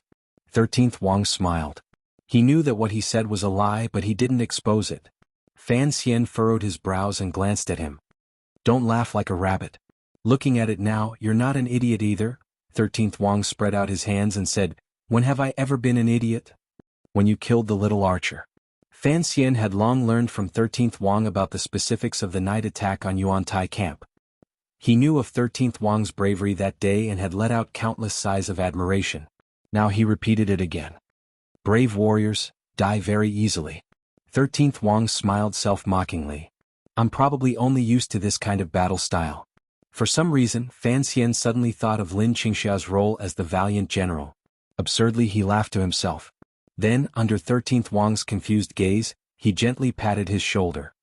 "Your teacher wants you to follow me, presumably for something many years in the future. Since it is so, it is best if you value your life more. On the Nanzhao line, just follow in secret. It would be best if you don't have to fight." He was silent for a moment and then said, "I'm not threatening you. However, the Ming family is now in my hands. The power to the east road of the palace treasury is also in my hands. You should know that during these 2 months, my cooperation with your teacher has been good, so please help me with this small favor." Watching the green banner disappear into the golden willows by the lakeside, Fan Xian fell silent. He crouched down and sat down on the green hill. He looked at the beautiful West Lake and the broken bridge that did not exist and had never existed in a daze. If Wang Qinian, who knew the inside story, knew of his plans, he would certainly be scared half to death and think he had lost his mind. However, Fan Xian knew he was not crazy. In the past, he wanted to bring down the crown prince because if the crown prince succeeded, he would not have good days. To protect the crown prince's life now, he had to create trouble for the Qing emperor. Once the eldest princess and the crown prince completely died, there would be no buffer between him and the emperor. A reduction in power would immediately come. Fan Xian was more worried about the safety of Qin Pingping and Fan Jian. Fan Xian knew that the Qing emperor was a person who cared a lot about his reputation. From the incident in the royal palace, it was evident that the emperor had killed hundreds of people in the palace in order to cover up a scandal of the royal family. He had also tossed out the long-suppressed island massacre in the East Sea and the details of betraying Yan Bingyun. Thus, the eldest princess' downfall had a solid reason. However, the emperor had gone around in circles. It meant that he did not want his reputation to suffer any damage. This was not a scandal of the royal family. It was a scandal of the eldest princess. That was all. The arrangements regarding the crown prince also made this clear. Presumably, the emperor was having a headache over how to depose the heir. He did not want to slap himself in the face. The crown prince had behaved innocently and peacefully these 2 years. What excuse could the emperor find? Many things would certainly happen on the trip to Nanzhao. Fan Xian had sent 13th Wang, a variable, to digest a portion of those things. Fan Xian was not stupid enough to protect the crown prince again. He just wanted to create some trouble for the emperor so that he would not notice him, Zhaoshang Money House, or the 2 elders behind him so early. He missed Uncle Wuzhu. He knew that there were many people he cared about in the Qing kingdom. For these people he had to stay here. If it was just Fan Xian alone, he would not be afraid or worried about anything. Even if he broke off relations with the emperor, he could still be arrogant and pretentiously raise his middle finger at the royal palace. In the eyes of the second prince and many clever people, everything around Fan Xian was actually power on paper and would not be able to withstand a single blow. He knew that the people of this world all had a natural worship toward imperial power. Putting aside the Overwatch Council, even his Qinian unit and Sir Yen Jr., who was far away in Jingdo, might stand against him because of an edict. However, even if everything around him was taken away by the emperor's edict, he would not be afraid. He would not be correct. He had the heart of a modern person that had stopped for a long time. He never had a sliver of fear toward things like imperial power. He had the ability to consult with 7th Yi and organize a set of palace treasury processes. He was himself a 9th-level ace skilled in killing people. He still had the chest, the 419 Emperor's lover, and Uncle Wuzhu. Fan Xian sat silently on the green hill beside West Lake and narrowed his eyes at the red sunset clouds in the distance. He thought to himself, if one day he was forced to raise his middle finger at the royal palace, what a spectacular scene it would be. The kingdom of Qing was the most powerful nation in the world. The eldest princess, Li Yunrui, had hidden behind the Qing emperor and done many things in the past decade. She had secretly obtained countless benefits from the other 2 great powers. For example, she had used the murder of Assistant Minister Fan's illegitimate son by assassins from northern Qi and Dongyi to start a war again, seizing a large portion of northern Qi's territory. She had also backhandedly sold Yan Bingyun to northern Qi in exchange for Shaoen's return to the north. This had thrown the northern Qi court into chaos, and the factions of the emperor and empress had once again clashed. Miraculously, the eldest princess, the Empress Dowager of northern Qi, and Sigu Jian of Dongyi had always maintained a good relationship. There was even a lot of cooperation regarding the palace treasury. He didn't know what those foreigners were thinking. No matter how they thought about it, the eldest princess's sudden imprisonment brought a violent shock to many places in the world. It made many people begin to think of useless things such as Fan Xian beginning to shift his strategic focus to the Son of Heaven. In northern Qi and Dongyi, the lofty people would also give their own judgments. The great grandmaster in Dongyi had sent the last disciple he was most proud of to Fan Xian's side. He didn't know that this last disciple had been sent by Fan Xian to be a bodyguard. Of course he didn't care about this right now. He was only concerned about the eldest princess' imprisonment. The air of spring was thick. The air of spring was thick, but Dongyi, located by the sea, was filled with a salty and wet smell. The warm currents and wind on the sea blew gently all year round, so the people in the city did not feel much gratitude toward this air of spring. In the center of Dongyi was the manor of the master of the city. It took up a large amount of land. The master of the city was responsible for all the specific business in the city. In this large and prosperous city, the so-called government affairs were actually business affairs. Problems with public security rarely appeared because there were no great bandits who dared to make a move in a place with the most 9th-level aces in the world. Other than the young Wang Qinian. Everyone knew that the place that truly guided Dongyi forward and decided its survival was not in the manor of the master of the city. Instead, it was in the stretch of grass huts outside the city. The grass huts formed a concave shape. Strangely, the opening did not face the main road. On the contrary, it was against the large mountain in the back. If someone wanted to enter the grass huts, they would need to go around to the back of the mountain and follow the mountain path down. According to legend, this was the easiest way for Sigujien to test visitors. In the center of the concave grass huts was a large pit. The pit was filled with the swords left behind by the aces who had come to challenge Sigujien and ask for his guidance. Like a chaotic forest, they pierced toward the sky. It was not easy to become a great grandmaster who had just emerged. Fortunately, the trend of this challenge finally ended after the large pit gradually filled up. No one would be stupid enough to challenge Sigujien again. As for those who were that stupid, they had already died in the grass huts. This was the holy land that all martial artists worshipped, revered, and yearned for in their hearts, the Sword Hut. Some people also called it the Sword Grave. It was a beautiful name with a high realm. However, Sigujien would only use one name to describe the holy land beside his residence, the Sword Pit. "This is a pit," a mocking voice rang out from the grass hut. The owner of the voice seemed to be very young. "The Qing Emperor, that bastard, and Li Yunrui, that crazy woman, do they really think I am an idiot?" Chapter 509. Inxio's classmate confirms he is safe. Thank you, thank you. The voice in the grass hut was full of mockery and an almost arrogant sense of arrogance. It viciously criticized the high and mighty brother and sister of the Qing kingdom and said, "House arrest? Only an idiot would believe it. The two of them, one a god and the other a ghost, have been together for a dozen years. How could they suddenly turn against each other? If they turn against each other, they have to find a reason. Do the reasons the Qing court has thrown out now count as reasons?" Yun Jilan's knees hurt a little. He knew that his teacher was talking happily and had clearly forgotten he was still kneeling. He rubbed his knees and climbed up. His face was full of a bitter smile. He thought to himself that most of the time, his teacher's life appeared absurd, but he always had an admirable patience when it came to the big picture. In some small details he also had a stroke of genius, such as his little brother disciple. However, his teacher's words had clearly become absurd again. Did he think that the major event that had happened in Jingdo was purely the Qing emperor and eldest princess who had nothing better to do and were willing to lose the face of the royal family to put on a show for the world to see? No matter what, Yun Jilan would not believe this. He said a few words to express his opinion. The great grandmaster in the sword hut fell silent. It was as if he felt that there was indeed something wrong with his judgment. In his heart, the Qing people, particularly the Qing royal family, were, without question, the dirtiest, most shameless, filthiest, lowliest, and black-bellied creatures in the world. It was not an easy matter for him to believe that such a large crack had appeared in the Qing royal family. He unconsciously thought that the Qing kingdom was preparing to make him a scapegoat again. This thought made him angry and sad. Thus, he was unable to listen to Yun Jilan's words. As the leading disciple of Sigujien of Dongyi, other than the 2 times he had been invited by the eldest princess to the Qing kingdom without success, Yun Jilan represented his teachers well the rest of the time. He cooperated with the master of Dongyi and maintained the peace of this city and the surrounding small countries.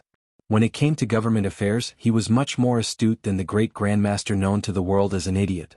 Ever since the incident in Jingdo, he had acutely sensed that there seemed to be an opportunity in front of Dongyi.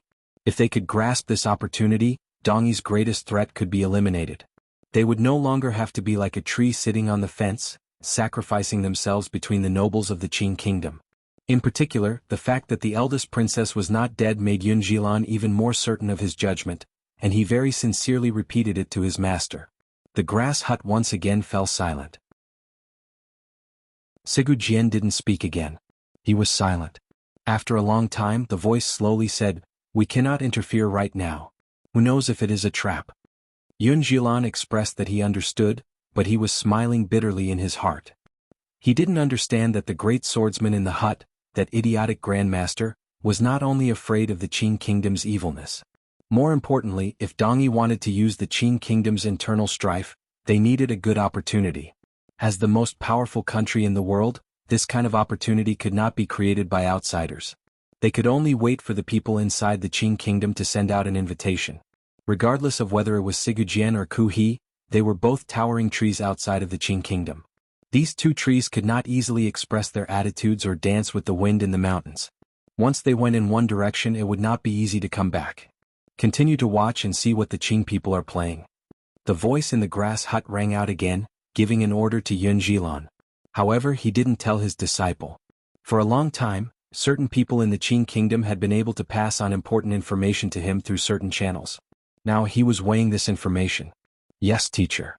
Yun Jilan prepared to go to the manor of the master of the city to discuss when he suddenly thought of something. Turning around, he furrowed his brows and said, "The eldest princess of the Qing kingdom has already lost power. Fan Xian should be safe. In order to prevent anyone from discovering his identity, should we summon him back?" The last disciple of Dongyi Sigu Jian, 13th Wang, who held the green banner, had always been a mysterious figure. During these 2 years, many people, including Yun Jilan, only knew that his teacher loved this young disciple dearly. They had never had the opportunity to enter the hut to see what this young disciple looked like. It was only during the Jiangnan Ming family's competition for merchants that Yun Jilan learned for the first time that his teacher had sent his disciple to Fan Xian's side. Yun Jilan did not understand. More than that, he felt faintly uncomfortable. After all, within the Qing court, the young man surnamed Fan had always been Dongyi's greatest enemy. During these years, he had ruined countless things for Dongyi and killed countless people. Even Yun Jilan himself had almost died to the Overwatch Council's assassination. The aces and assassins of Dongyi had fought guerrilla warfare with the 6th Bureau of the Overwatch Council in Jiangnan for half a year. Although Yun Jilan accepted his teacher's change in attitude toward Fan Xian, he felt a little conflicted in his heart. "I know what you're thinking," the voice in the grass hut said mockingly. "You still think it's wrong for me to help Fan Xian. Actually, you're wrong. It's not that Fan Xian needs our help, it's that we need Fan Xian to accept our help. Li Yunrui's side is already finished, at least on the palace treasury side. We need Fan Xian. In reality, the Ming family has already been finished these few months, but it has not affected Dongyi. What does this mean? It means that Fan Xian has already accepted our help." Yun Jilan lowered his head slightly and said, "But in this way at least 30% of our channels are under Fan Xian's control. This young noble of the Qing kingdom has always turned hostile like flipping a book. Once he becomes ruthless, it will not be easy to deal with." Why would he be moved? In the grass hut, Sigu Jian's analysis walked the path of wisdom and was not muddled at all. In the past, the two sides only fought on a small scale and did not touch upon their roots. The reason there was conflict at that time was because of Li Yunrui in the middle. Now that Li Yunrui has been imprisoned, there is no longer any conflict of interest between Fan Xian and me. Why would he take the risk of a complete fallout and be moved? Yun Jilan's heart jumped. He understood his teacher's words, between Fan Xian and me. Didn't this mean that his teacher had already, at least on the surface, admitted that Fan Xian, that young man, had the right to sit on equal footing with him? In the past we could trade with Li Yunrui. Now we can trade with Fan Xian. The voice in the grass hut rang out again. In the entire Qing court, the only people who do not fear the Qing emperor are these two. Remember, the Qing kingdom is not Fan Xian's. He has no reason to sacrifice his own interests for the benefit of the Qing kingdom. Yun Jilan thought about it and still did not understand. If Fan Xian was present, he would certainly give the grass hut a thumbs up and praise the idiot brother-disciple for his high EQ. Before the incident, I had your disciple throw his lot in with Fan Xian. This is the so-called attitude. The voice in the grass hut paused. The attitude has to be in place. So let your disciple do things himself. Yun Jilan furrowed his brows slightly. He thought that mysterious and pitiful disciple had been thrown out by his teacher to work hard for Fan Xian. Was it just to express his attitude toward Dongyi? Of course, I had him go to the Qing kingdom for another reason. Yun Jilan's spirit rose. He didn't know what secrets he would hear next. The words that entered his ears startled him. After thinking for a while, he realized that the matter was indeed as it was. There was nothing more important than this matter. When the Northern Qi royal family rebelled, why was that Northern Qi woman able to hold her son and sit firmly on the throne and turn a wailing Northern Qi into what it is today? Because He stood on her side. Why is it that Dongyi and the other countries are sandwiched between the two most powerful countries in the world, wavering left and right, suffering for the best, losing tribute and taking in silver? Why is it that the Qing kingdom's ruler and people are so ambitious, but they have never tried to use their powerful martial power to swallow Dongyi into their stomachs? Yun Jilan did not even need to think. With a glimmer of reverence, he said, "Because Dongyi has you and the sword in your hand." Correct.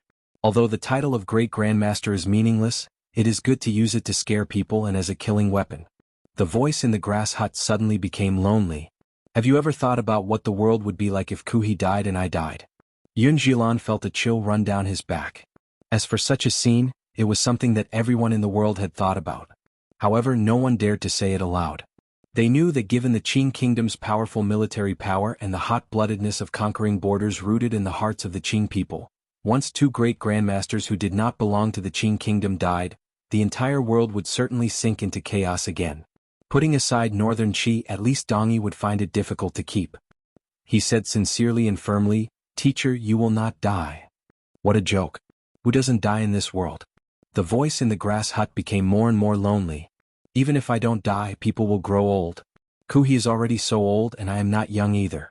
Do you think that an old man at the end of his life, when he can't even hold a sword in his trembling hand, is still a great grandmaster?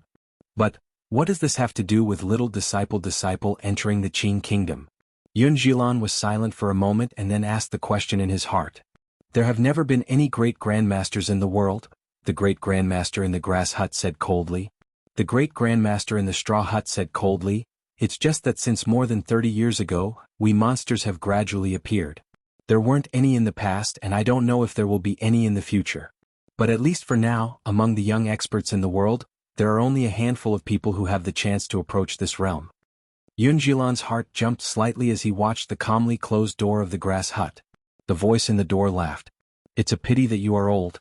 It is very difficult for this to be possible. Many people have crawled out of the sword pit in Dongyi, including the most 9th-level aces in the world. If you want to talk about who has the opportunity to become a new generation of strange creatures, perhaps only your little disciple is." Yun Jilan opened his mouth slightly. He had once met 13th Wang face-to-face in Suzhou's Zhaoshang money house.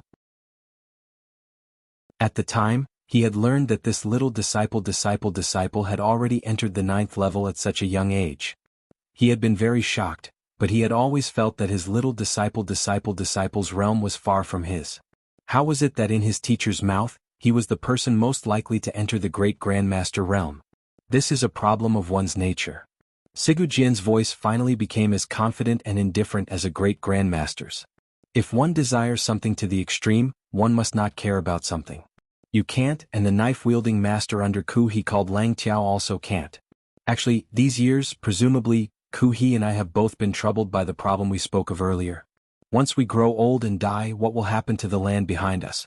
Thus, we have to resolve this problem before we die. I chose your little disciple, Ku He.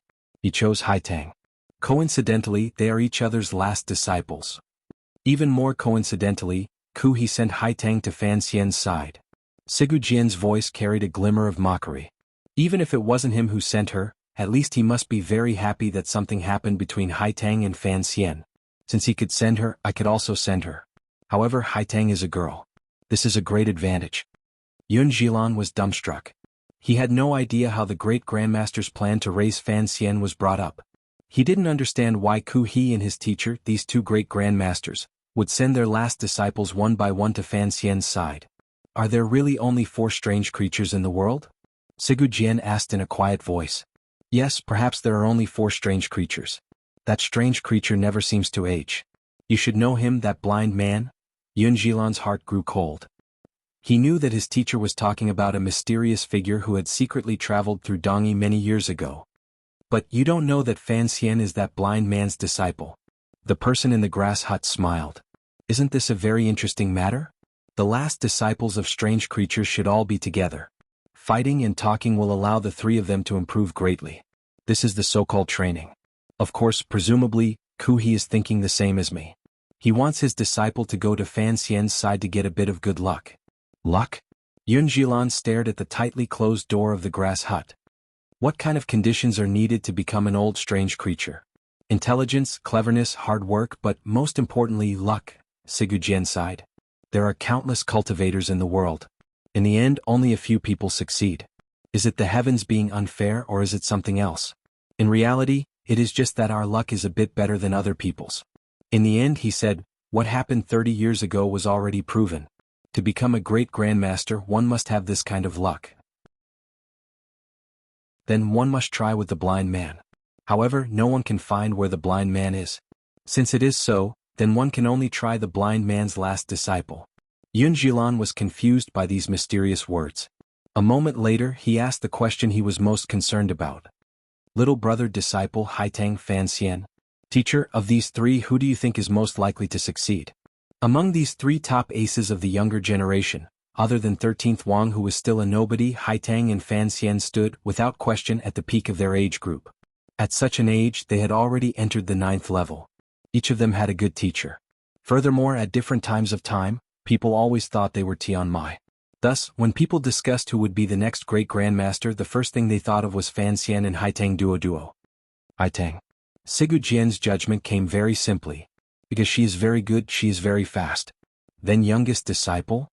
It is also possible that the clarity of that child's nature is not below Haitang's. What about Fan Xian? The person in the grass hut was silent for a moment. Fan Xian is the least likely. Why? Although he loathed Fan Xian, Yun Jilan still unconsciously raised an objection. Although his realm is still lingering around the 9th level and is very unstable, not as good as Haitang duo, given the speed of his improvement, it is truly inhuman. According to my observations, it is rare to see a young person as determined as him in this world. As for hard work, although he was born into a powerful family, he has cultivated continuously since he was young and has endured hardship. All the conditions are met, but Fan Xian is missing the most important link, Sigu Jian concluded. He has no heart. This young man has no heart for this world. Since he has no heart, naturally there is no nature to speak of. If he wants to enter the realm of the heavenly path, he will have to give up everything in his hands. Is he willing to do that? Fan Xian was a normal person, so he was unwilling. Although the blind man is an extraordinary person and can bring luck to his opponents, his own luck is not very good. Furthermore, he cannot be a good teacher, Sigu Jian said in the end. I miss the blind man very much. It is a pity that after disappearing for a dozen years he came out to find Ku He, that big baldy. Yes, it is a pity. Yun Jilan heard the sound of a sword being unsheathed in the hut. Among the great grandmasters, Yi Luyun was a carefree person who never took on disciples. Sigu Jian, on the other hand, took on a wide range of disciples. If one included those who were registered, there were at least 50. Thus, the levels of his disciples were mixed. Although there was a 9th level ace like Yun Jilan and a mysterious young man like 13th Wang, there were still many who did not make it. As for the Northern Qi Imperial Advisor Ku He didn't take many disciples. Each one of them was a top ace, such as the Northern Qi Emperor's martial teacher, the 9th level ace Lang Tiao and Haitang duo, who wore flowery clothing and was known as the Tian Mai being. The blind uncle Wu Zhu also had disciples. However, his first disciple and last disciple were both the same person, Fan Xian. What Sigu Jian said was correct. The great grandmasters were also people. They also had to consider the problems behind them. Thus, these strange creatures all put a great deal of effort into their last disciples. Of course, they only did so in secret. They didn't want this pressure to interfere with their disciples' cultivation. Haitang, Fan Xian, and 13th Wang had yet to appear in the same place at the same time. If there was such a day, it would certainly be an interesting sight. Chapter 5:10. I've read all the book reviews, really. I just want to make one thing clear. After all, everyone is reading for leisure. Don't ruin your mood because of the debate. There are many important things in the world. Writing a book is my job. I'll try my best to write it well. Everyone should enjoy reading. The problem now is that everyone is fighting fiercely. I can't even press the add essence button. I'm truly sorry. Presumably, everyone doesn't care about these few essences, so I'll take this opportunity to slack off. P.S. I'm taking a day off on Thursday. Thank you, everyone. Northern Qi spring came a little late, but it would still come. Not far from Shangjing, the capital of Northern Qi, one had to walk around the desolate Topaz West Mountain and then head north for a few hours before coming to a quiet and secluded mountain. This mountain was not very tall, but the tall trees and shrubs on the mountain were densely packed. It appeared particularly primitive and quiet. Layers of light and dark green intermingled. It was very beautiful. Just like the sword hut's position in the hearts of the swordsmen of the world, this green mountain, in the eyes of the Northern Qi people and the ascetic cultivators who traveled the world, was also an inviolable and lofty holy land. This nameless green mountain was the location of Northern Qi's Tianyi Dao and the place where Imperial Advisor Ku He cultivated. Walking along the rugged mountain path toward the quiet and secluded mountain valley, one could faintly see the place where tens of thousands of pine trees gathered. Tens of thousands of pine trees. The shape of the pine needles and the width of the trees were all different. Some of the pine needles were soft and floated down like strands of hair. Some of the pine needles were angry and hard enough to pierce the heavens. Some of the pine needles were like thin and round tubes. They were particularly interesting. It was early morning. Morning dew covered the plants in the mountain. After the dew moistened the pine needles, it slid to the ground. Only the pine trees with dense pine needles would store puddles of crystalline dew in their branches and leaves. Reflecting the morning light, they were as clear as gemstones. Following the faint light of the dew into the mountains, one could see the buildings of Tianyi Taoist school. These buildings inherited the traditional aesthetic style of the Wei Kingdom and Northern Qi. They were mainly green and black. Black represented sternness, while green was close to nature. They stood between heaven and earth, their power hidden within their beauty. Although Tianyi Dao's sect did not accept disciples as widely as Dongyi's sword hut, Master Ku He's quiet cultivation attracted countless pilgrims who came to worship him. No matter how few disciples the imperial advisor took, adult disciples such as Lang Qiao still had to take in disciples. After a few decades, the number of people in the sect had gradually increased. Now, there were more than 100 people who spent many years cultivating and studying in Qing Mountain. In the hearts of these disciples, of course, they hoped that they could cultivate in seclusion in the mountains for many years, and then go out to bring prosperity to the world, just like that fairy in their hearts. Back in the day, the Northern Qi Saint girl Haitang Duo had cultivated in seclusion for countless years under these pine trees. Before Haitang Duo left the mountain, she had planted vegetables in a garden on the outskirts of those greenish-black buildings. Other than what she consumed, the rest of the vegetables were sent to the school. To this day, there were still many disciples who felt proud to have eaten the vegetables Haitang had personally grown. During this year, Haitang spent most of her time in the distant Qing kingdom's Jiangnan with the equally famous Sir Fan Jr. This reality made the people of Northern Qi angry, particularly the Tianyi Dao students in Qing Mountain. Other than jealousy and anger, what made these students most unhappy was that it was very difficult to see the flower-clothed girl in the garden again. In the past, as long as they saw the girl's figure, everyone's heart would calm down. Not long after Haitang left, another girl moved into the garden.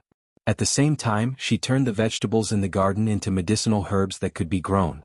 This girl's identity was not ordinary. She was Ku He's last disciple and had taken Haitang's place.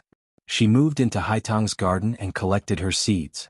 She was Fan Xian's sister. The quiet, cultivating disciples in the mountains were incomparably shocked. They didn't understand why the patriarch would go all the way to the Qing kingdom to take a female disciple. They also didn't understand why he had to take Fan Xian's sister as a disciple. Who was Fan Xian? He was one of the most powerful young officials in the Qing kingdom. However, things had already happened. The disciples in the mountains could not change anything. They could only learn to accept it. After a long time, they became used to the young lady of the Fan family's existence. The Qing kingdom and Northern Qi were mortal enemies. Although they had been on an unprecedentedly friendly relationship these 2 years, the emotions rooted in the depths of people's hearts were difficult to remove. Thus, Fan Ruoruo's initial days in Qing Mountain were not very smooth. No matter where she went, she was greeted by hostile gazes and whispered discussions behind her back. Fortunately, this girl did not care at all. Additionally, her personality was cold, so she did not notice other people's attitudes. After a few months, the Tianyi Dao disciples finally realized that this disciple aunt's attitude was even colder than theirs. They couldn't help but find it boring. In reality, Fan Ruoruo was very satisfied with her learning life in Northern Qi. There were many more smiles on her face than when she was in Jingdo. However, the Northern Qi people did not understand this. After all, they did not know that the young lady of the Fan family had long had the nickname of the talented iceberg girl in the Qing kingdom. Fan Ruoruo's happiness came from the relaxed environment and tense life. Imperial advisor Ku He had only taught her some basic heart of Tianyi Dao and gifted her a few scrolls of scriptures. He did not pay much attention to her. The rest of her time was spent studying medicine with her second disciple. This was one of the reasons she had come to Northern Qi. She used the medical skills she had learned to treat the poor people at the foot of the mountain. Her days were very fulfilling. The second disciple's name was Mu Peng. The names Ku He had given his disciples were all very interesting. Lang Tao Haitang Mu Peng Bai Shen. They were all names of plants. People were like their names. Lang Tao was like the literal feeling. His entire body was filled with killing intent and sharpness. Haitang stood gently and firmly in the wind and rain. Mu Peng was a traditional Chinese medicine. One could imagine what Ruoruo's 40-year-old second disciple was best at. Fan Ruoruo picked up the leaves and collected the dew on the pine leaves beside the courtyard. Tilting her head slightly, she poured the water into the dripping bottle. She was curious. Why did the prescription use do? She carried Ping-er out of the courtyard and walked up the stone steps toward the mountain, preparing to carry out her daily studies. Along the way she saw some young Tianyi Dao disciples. When these disciples saw the girl holding the bottle, they all stood to the side and bowed in greeting. For one, she was their disciple aunt. After a few months, the Tianyi Dao disciples knew that although this young lady of the Fan Manor's personality was cold, her heart was truly kind and did not pretend to be fake. She was much better than the Fan Xian in the south, who was gentle on the outside but vicious on the inside. In particular, this young lady of the Fan Manor had gone down the mountain tirelessly to treat the common people for many months. This made these junior disciples deeply respect her virtue. Fan Ruoruo nodded her head slightly in return. There was no expression on her face. When she climbed up the long stone steps and stood at the top of the mountain, she stopped and looked at the lush green forest at the foot of the mountain. Suddenly she stretched her waist and let out a loud cry. Her cheeks were flushed red from exercising and she was a little excited. She had been born with a lack of nutrition since childhood. Although her brother had taken care of her for a while, there was no fundamental improvement. When she was in Jingdo, her face was always pale. Now a healthy red rose to her face. One could imagine that after living in northern Qi for more than a year, her body was much better. One's constitution came from one's heart. It was mainly because of one's relaxed mood. I don't have to participate in boring poetry gatherings. I don't have to go to the manors of the nobles to chat with the women. I don't have to be like those sisters who hide behind a screen and look at men. I don't have to do needlework every day. Fan Ruoruo gazed in a daze at the mountain below the stone steps. A happy smile rose to her face. This kind of life is what I want. Thank you, brother. Other than the heart of Tianyi Dao cultivation, there was also scripture and righteousness. Basically, they used the curriculum that Master Zhuang Mohan had personally revised. Fan Ruoruo finished her 2 hours of cultivation and came to Mu Peng's room. She bowed respectfully and then asked a few difficult questions in medical skills for her second brother's guidance. Mu Peng said a few words and suddenly saw the joy in the girl's eyes. He smiled slightly and said, "Sir Fan Jr. has written again?" Fan Ruoruo smiled and nodded. "Although it hasn't come yet, counting the days, it should be here." Mu Peng scratched his slightly disheveled hair and smiled. "You're so happy. Presumably your relationship with your brother and sister is very good. Since it is so, why don't you stay in the Qin kingdom? Although northern Qi is good, it is, after all, a foreign country." Although Mu Peng's status could not compare to the old poison in the Overwatch Council, regardless of whether it was a doctor or a major figure who used poison, his hair seemed to be messy. His daily life was messy, so he did not notice things like dressing up. Fan Ruoruo smiled slightly and replied, "It doesn't matter where. Brother said that in one's life, one must always make some sacrifices for the goal one wants." Mu Peng asked in surprise, "Oh? Then what is your goal?" "To save people," Fan Ruoruo replied calmly. "It's that simple?" "Yes." "Huh?" Mu Peng was silent for a moment and then said, "A doctor has the heart of a parent. But, when you first came to northern Qi, you only listened for a while in the Imperial Academy of Medicine in the Qin court. Why do you have such a great wish?" "Brother, it's not because of the wish but because of what I want." Fan Ruoruo didn't think further and calmly said, "Brother once said, how should a person live their life? The first thing is to make one's state of mind happy. Treating people and saving people makes me happy, so I made this choice." "How should a person live their life?" Mu Peng furrowed his brows slightly and sighed. He didn't say anything more. He was thinking, what kind of person was that Fan family boy who could make Fan Haitang lose her composure? It was not yet dusk. Fan Ruoruo carried the empty water bottle down the stone steps and returned to her little courtyard. She carefully tended to the herbs in the garden. Then she walked back into the quiet room and began to prepare pen and paper. The furnishings in the room had not changed at all. She knew that this was, after all, Haitang's old residence. For the northern Qi people, it had a different meaning. A letter was placed quietly on the table. A glimmer of joy flashed through Fan Ruoruo's eyes. She hurriedly opened the letter and looked closely at the familiar fine handwriting on it. As she read the letter, her expression changed endlessly. Sometimes it was nervous, sometimes it was happy, and sometimes it was faintly sad. The letter had been sent by Fan Xian. He had used a great deal of effort to send his sister to northern Qi's Tianyi Dao. The two of them were separated by a great distance, so it was not convenient for them to exchange messages. They each missed each other in their own places. Thus, after Ruoruo settled down, Fan Xian immediately resumed his monthly letter home. As a child, Ruorwo had returned to Jingdo from Danzhou at a young age. Ever since Ruorwo could read and write, Fan Xian had begun to correspond with her. Using the Qing Kingdom's developed postal routes, the brother and sister's letters came and went between Jingdo and Danzhou, rain or shine, one letter a month without stopping until the 4th year of the Qing calendar, when Fan Xian entered Jingdo. No one knew how many years they had been writing letters. These letters contained a great deal of affection between the brother and sister. In the letters they talked about the Red Chamber, the affairs of the manor, and the scenery and people of the two places. They talked about trivial family matters and so on and so forth.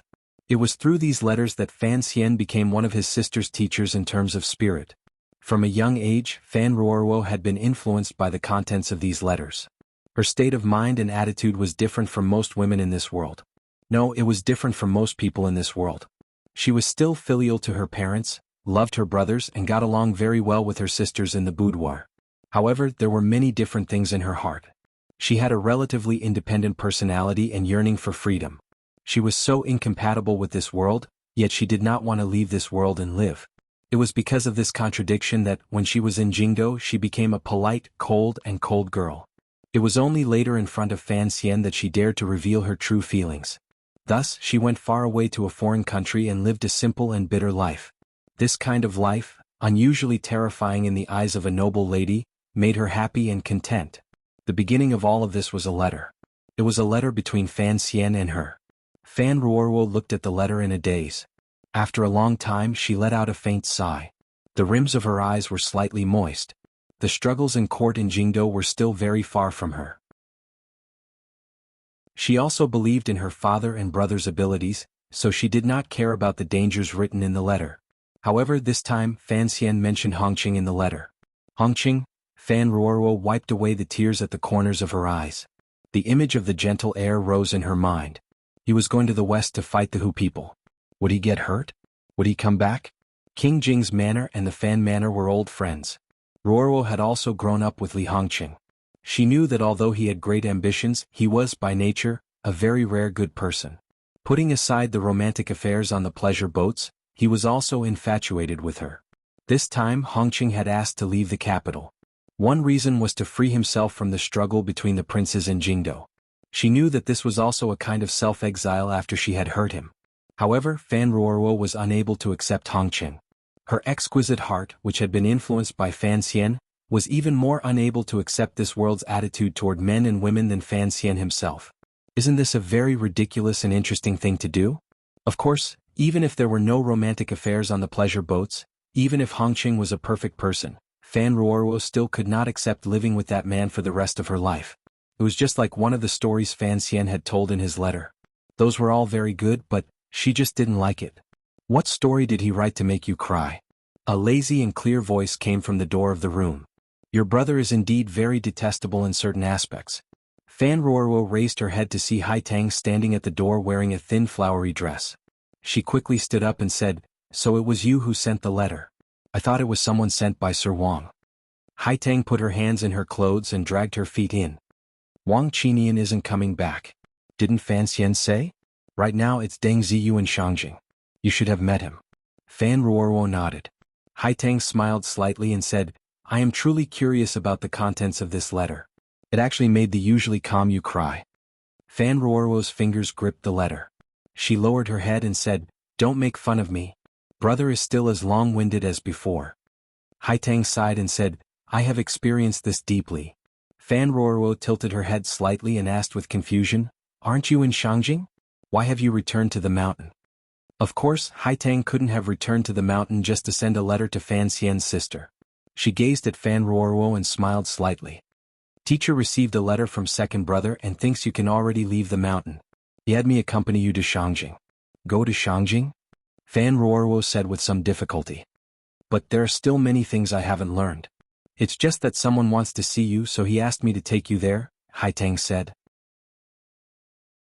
"If you like life in the mountains, you can come back when the time comes. Don't you also like life in the mountains?" Fan Ruorwo smiled. "I didn't touch this room. I'll keep it. When the time comes we'll live together." Hearing these words, Haitang sank into silence. After a long time she sighed and said helplessly, "Even if I wanted to come back, it wouldn't be a matter of a year or two." Fan Ruoruo knew that Haitang and her brother had been secretly doing something. Originally, with Fan Xian acting as a bridge between them, her relationship with Haitang had always been good. Furthermore, they spoke more casually. However, each time she thought of her sister-in-law Lin Wan far away in Qing Kingdom, Fan Ruoruo purposely kept her distance from Haitang. Perhaps this was a girl's careful thoughts. She suddenly thought of the words earlier and asked curiously, "In Shangjing, who wants to see me?" "Your Majesty." A glimmer of a smile rose to the corners of Haitang's lips. She thought that her emperor's thoughts were as difficult to guess as Fan Xian's. In Shangjing, not far from Qing Mountain where Channy Taoist School was located, in the black and green, unique and beautiful royal palace, the master of the north, the northern Qi emperor, sat paralyzed on a low couch.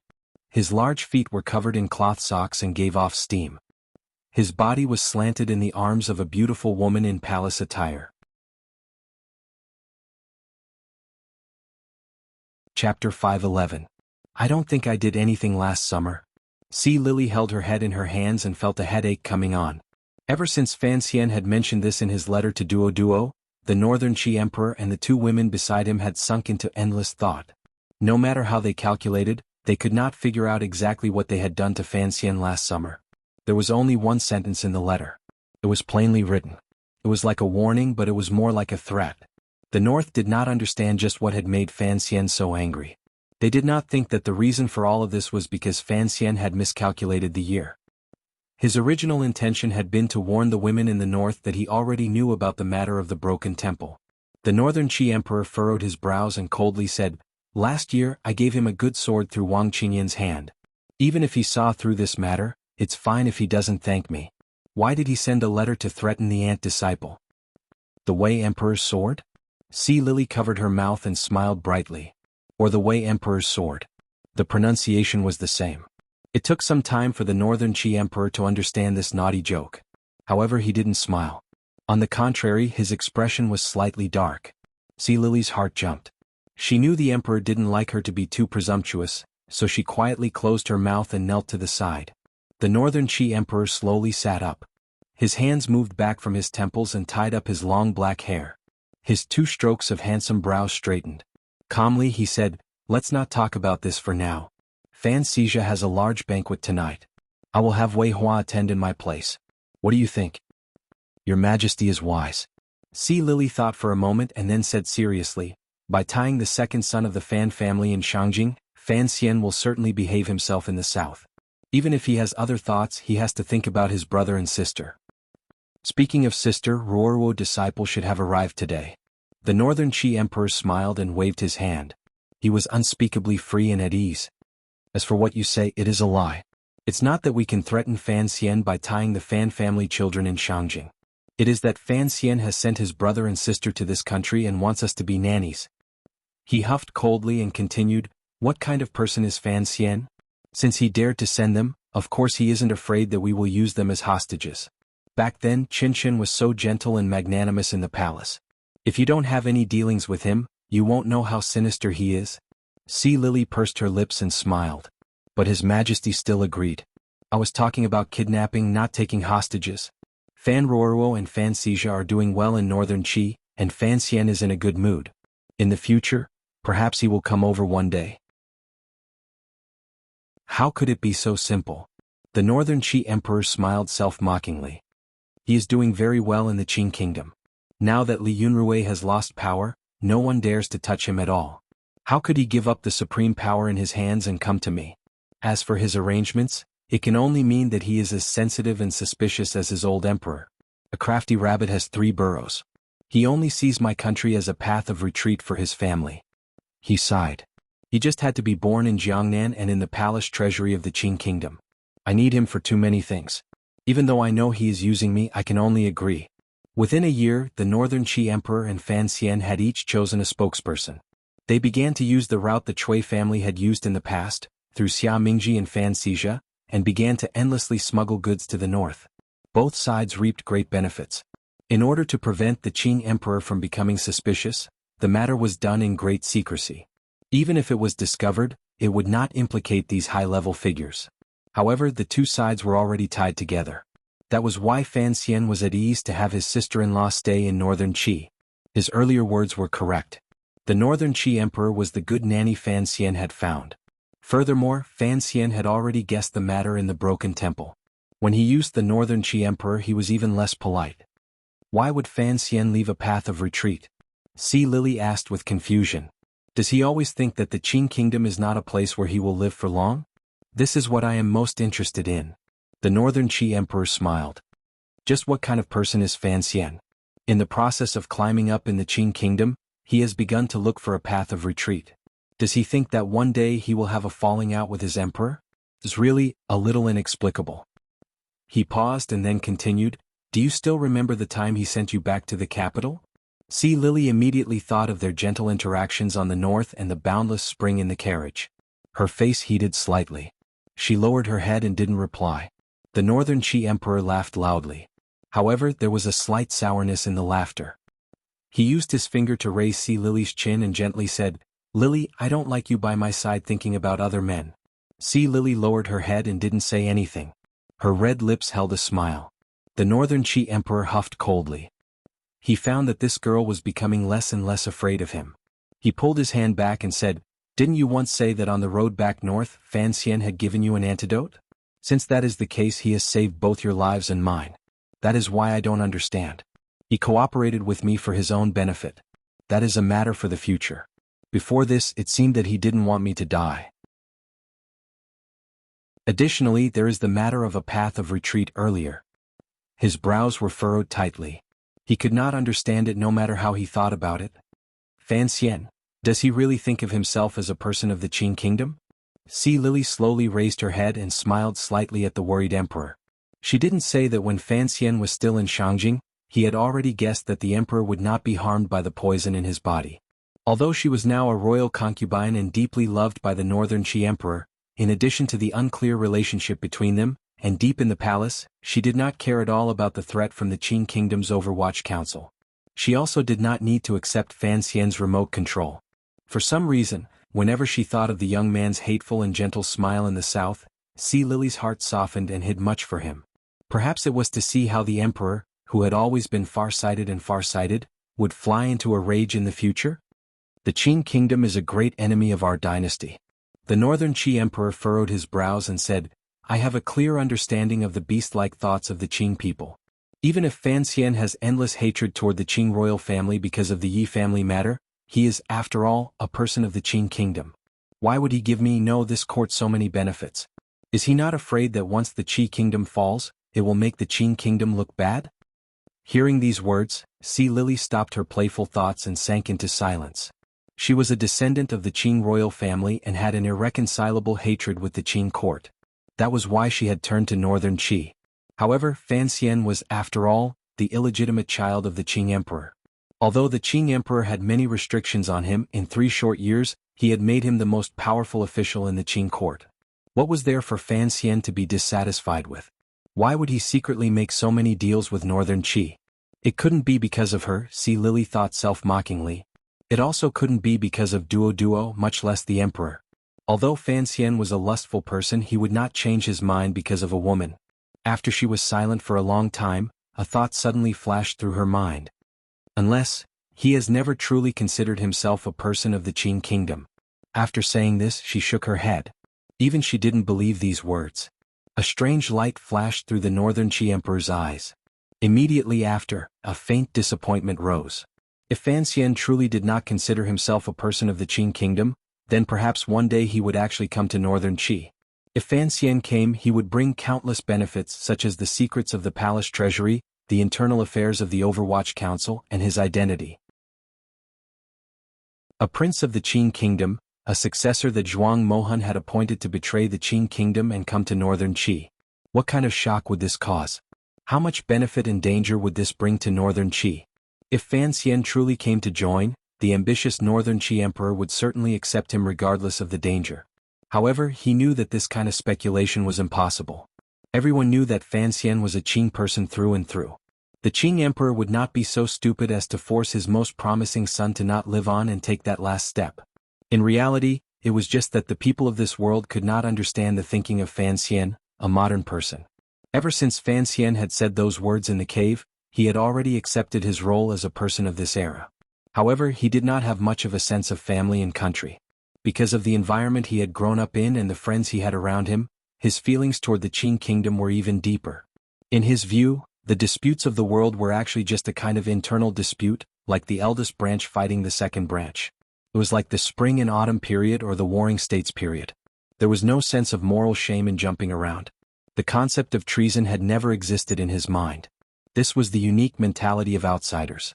Walking up the quiet stone path of the royal palace in Shangjing, the eunuchs and serving girls opening the way carefully supported the young man at the side, terrified that the young man in the dragon robe would accidentally fall. The eunuchs holding the horsetail whisks and water bottles behind him stood on their tiptoes and lowered their heads, not daring to make a single sound. The expression of the Northern Qi Emperor was not very good. Ever since he was young, he hated having these servants around him, making it a rare opportunity for him to relax. However, the rules in the palace had always been like this. No matter how angry he was, he could not change this unless he killed all of these servants. But what could he do even if he killed them all? Walking to the side of the third floor of the palace, a green tree slowly lowered its branches and gently rested on the black eaves. It was a beautiful contrast. The little emperor looked at this scene in a daze. He wondered why he rarely noticed these sights when he wandered around the palace every day. Was it because he saw so much every day that he habitually forgot? He suddenly remembered what Haitang had once told him. The Qin kingdom man imitated Haitang in walking in the palace. The man seemed to walk happily. His eyes moved quickly and greedily. It was as if he wanted to take in all of the beautiful scenery in the palace. Did that man naturally like beautiful things, which was why he could write such beautiful and clean words? The Northern Qi Emperor lowered his head. With his hands behind his back, he sank deep into thought. A moment later he raised his head. A confident smile hung on his face. His feet changed direction and headed toward a mountain path to his right. At the end of the mountain path, the sound of a waterfall could faintly be heard. The eunuchs and serving girls beside him jumped in fright. Wasn't the emperor going to the summit to plant osmanthus? Why did he turn in that direction? No one dared to make a sound to stop him. They could only follow silently. The mountain path turned a few times and came to a platform by the cliff. There was a pavilion on the platform. The Northern Qi Emperor pointed at the pavilion. The eunuchs and serving girls at his side immediately rushed over. They set down the garden stools, lit incense, and swept away the dust. The emperor walked into the pavilion and looked at the stream below the pavilion and the spring flowers facing the cliff. His heart jumped slightly. In a quiet voice, he recited, "Slapping the railing, the flowers in the forest blow at my temples, the mountain wind is cold, the grand song startles the floating clouds away." The people beside him hurriedly flattered, "Your Majesty." The Northern Qi Emperor smiled self-mockingly. He thought of how Fan Xian had only said 3 words to him in this pavilion. Good words. To flatter me so carelessly? Fan Xian, you are still the only one. The Northern Qi Emperor smiled. Standing by the railing, he looked at the beautiful scenery of his world. Everyone retreat. Everyone retreat, he suddenly ordered. The eunuchs and serving girls in the pavilion looked at each other. The mountain rocks were cold. If the emperor caught a cold, how would they explain it to the Empress Dowager? They knew that Northern Qi was the emperor's country. Although the emperor was young, his will was unusually firm.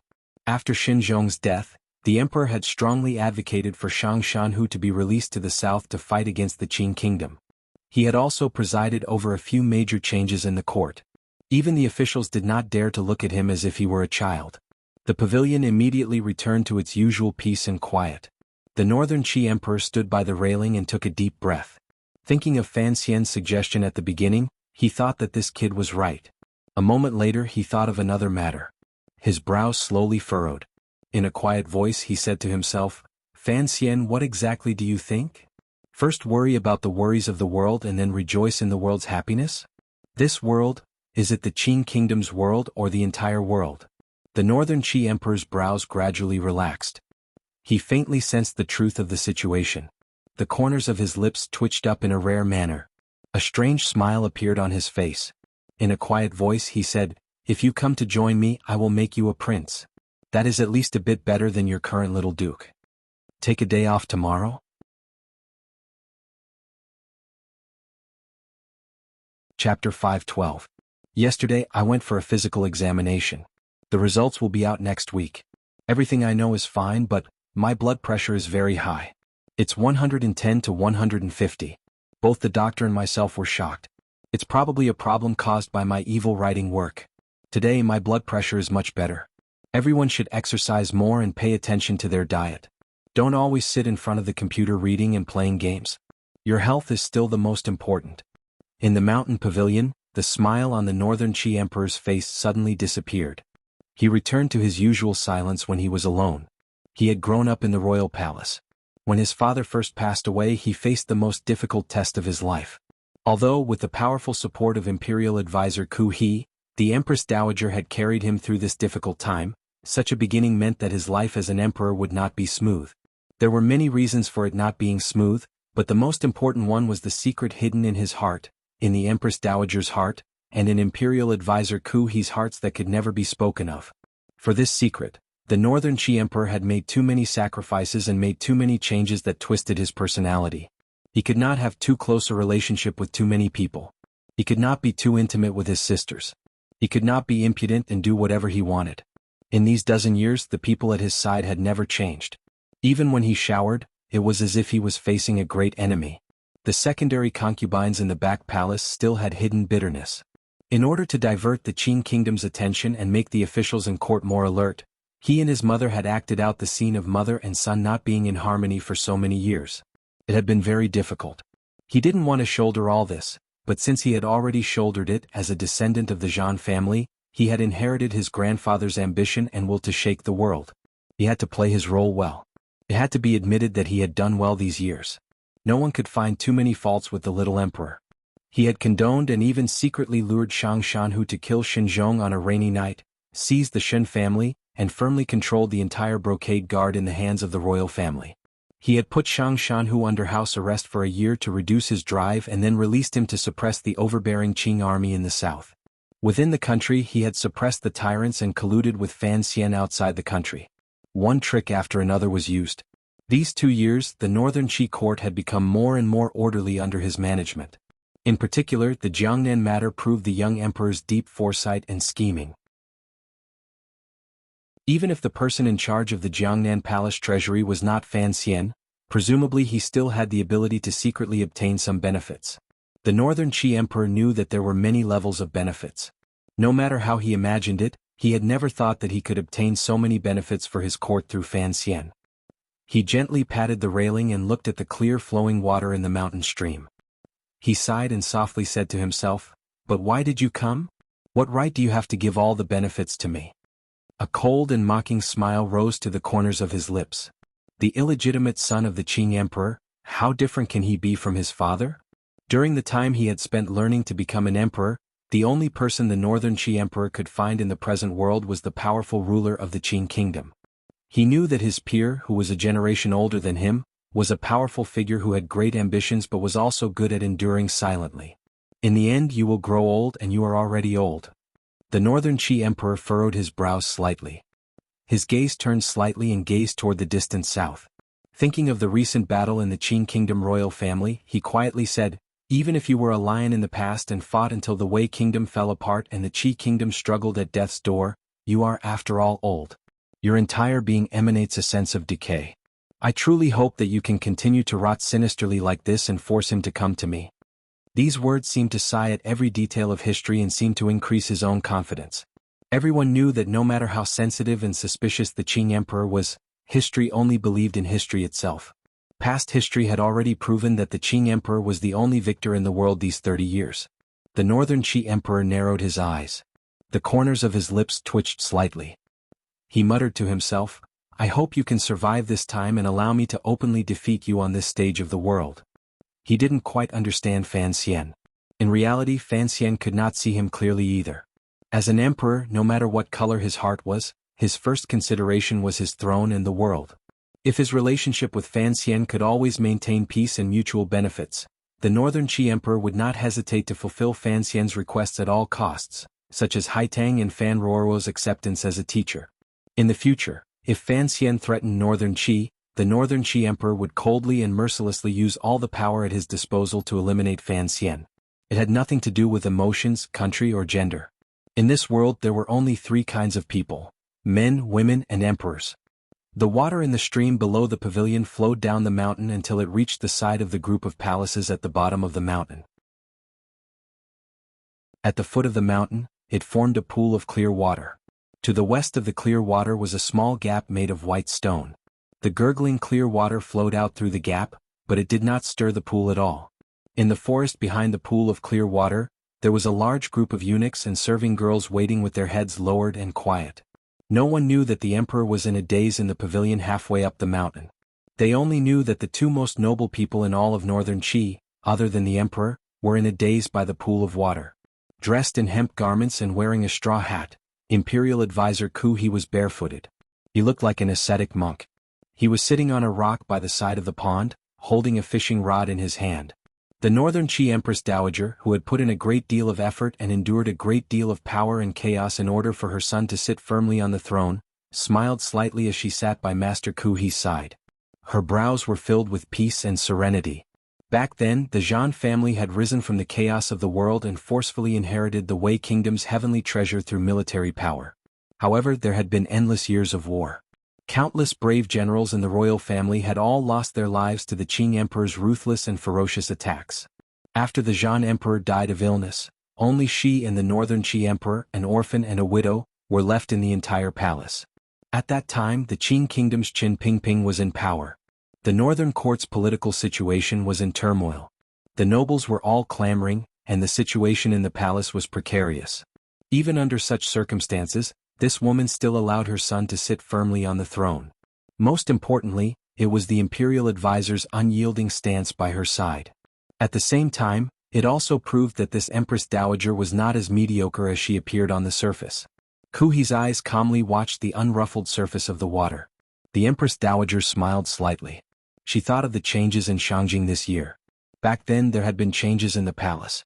She had Chang Ningho risk his life to leave the palace and beg Xinzhong to bring people to help. Xinzhong and the brocade guard had performed a great service. However, the emperor had grown up and could not tolerate Xinzhong continuing to be arrogant, so he had an idea. The Empress Dowager felt guilty toward Xinzhong, but her son's mind was made up. She knew she could not persuade him, so she silently allowed this matter to happen. The people of the Zhan family seemed to always be stubborn and could not be changed by other people, such as her son or the person beside her. However, she still wanted to continue trying. Last night, the Northern Qi Emperor had talked with her for a long night and felt that this matter was not as beautiful as he had imagined. He had asked her to persuade Imperial Advisor Ku He. Thus, there had been today's greetings by the pond. "I've never seen Li Yunrui. We've only exchanged a lot of secret letters," the Northern Qi Empress Dowager said gently. In front of Ku He, she would not call herself I. Although her expression was still dignified, her tone was like that of a little girl who did not understand much. Ku He smiled and said, "The three countries are separated by a great distance."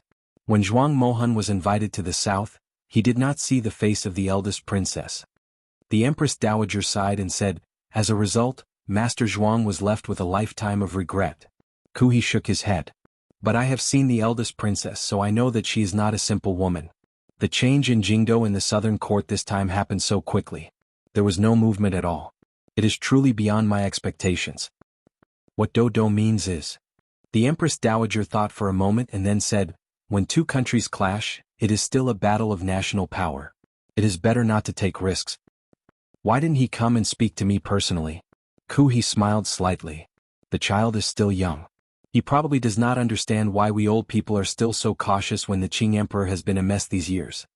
He continued, "Because I know and you also know that the Qing Emperor is truly not a normal person. In the second generation, a great grandmaster did not appear, but an emperor who used troops like a god." His brows furrowed. The longer he endured, the more uneasy I felt. The Northern Qi Empress Dowager sighed and said, "Even so, there is no good way." The old man smiled and took off his straw hat, revealing his large bald head.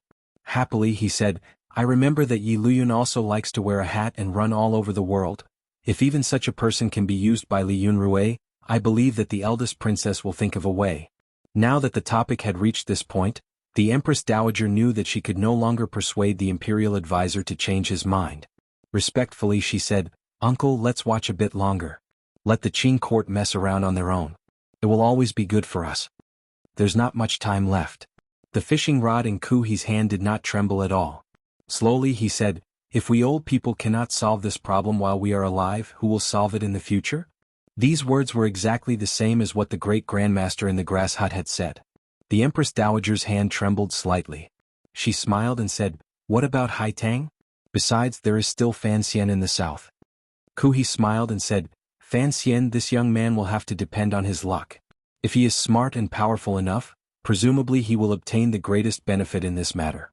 It can be considered a gift from our court."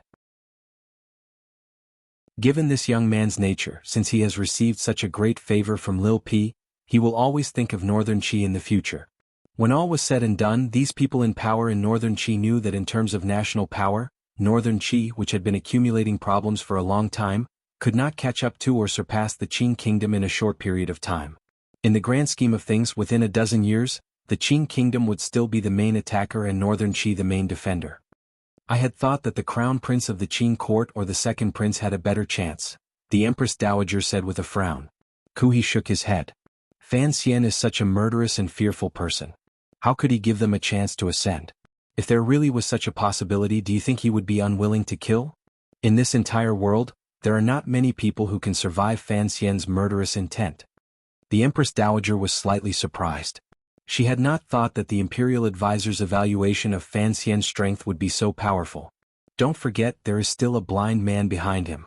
Yi Luyun cannot be the bodyguard of the Qing princes." Kuhi smiled and raised the fishing rod in his hand.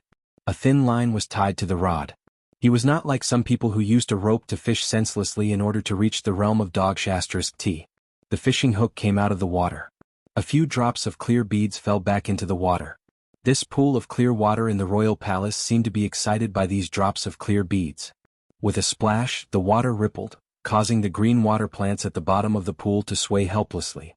Countless fish with golden or green tails leaped out of the water happily and slapped the surface of the water. It seemed to be expressing gratitude to the ascetic monk holding the fishing rod in his hand. The sound of the water gradually quieted. It flowed out of the gap in the clear pool, forming a white jade that moistened half the hill. It flowed out of the palace walls and merged into the Yuchuan River. The stream in the palace was only a tributary of the Yuchuan River. In reality, the Yuchuan River's name came from the stream on the Green Mountain in the royal palace.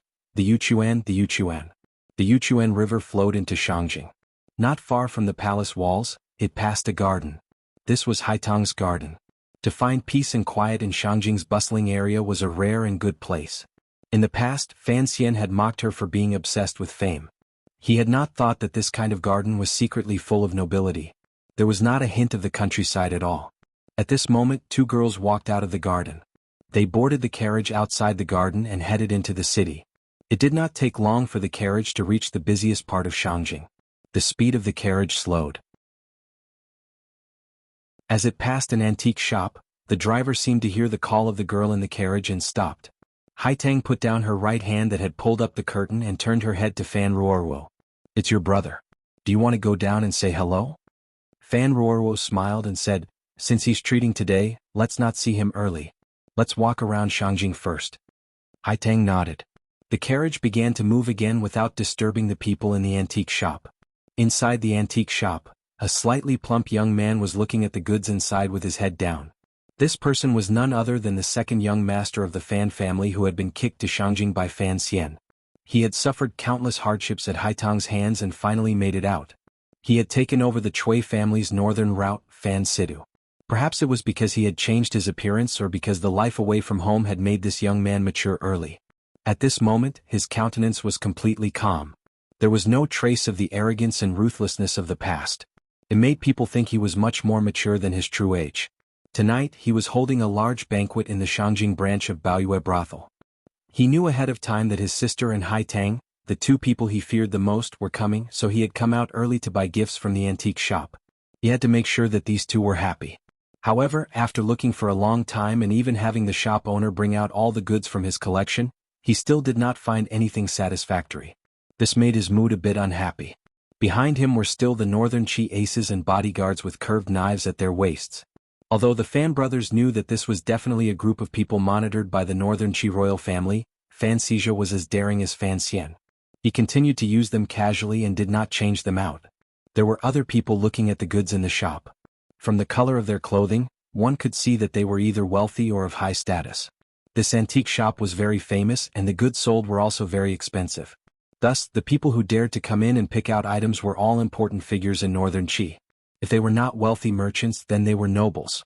These people did not recognize Fan Xizha, but seeing that he had brought 4 ace guards with him, they secretly guessed that this young man must be the son of some family that did not like to show off. At this moment, the shop owner walked in with a very solemn expression, carrying a wooden tray covered by a red cloth.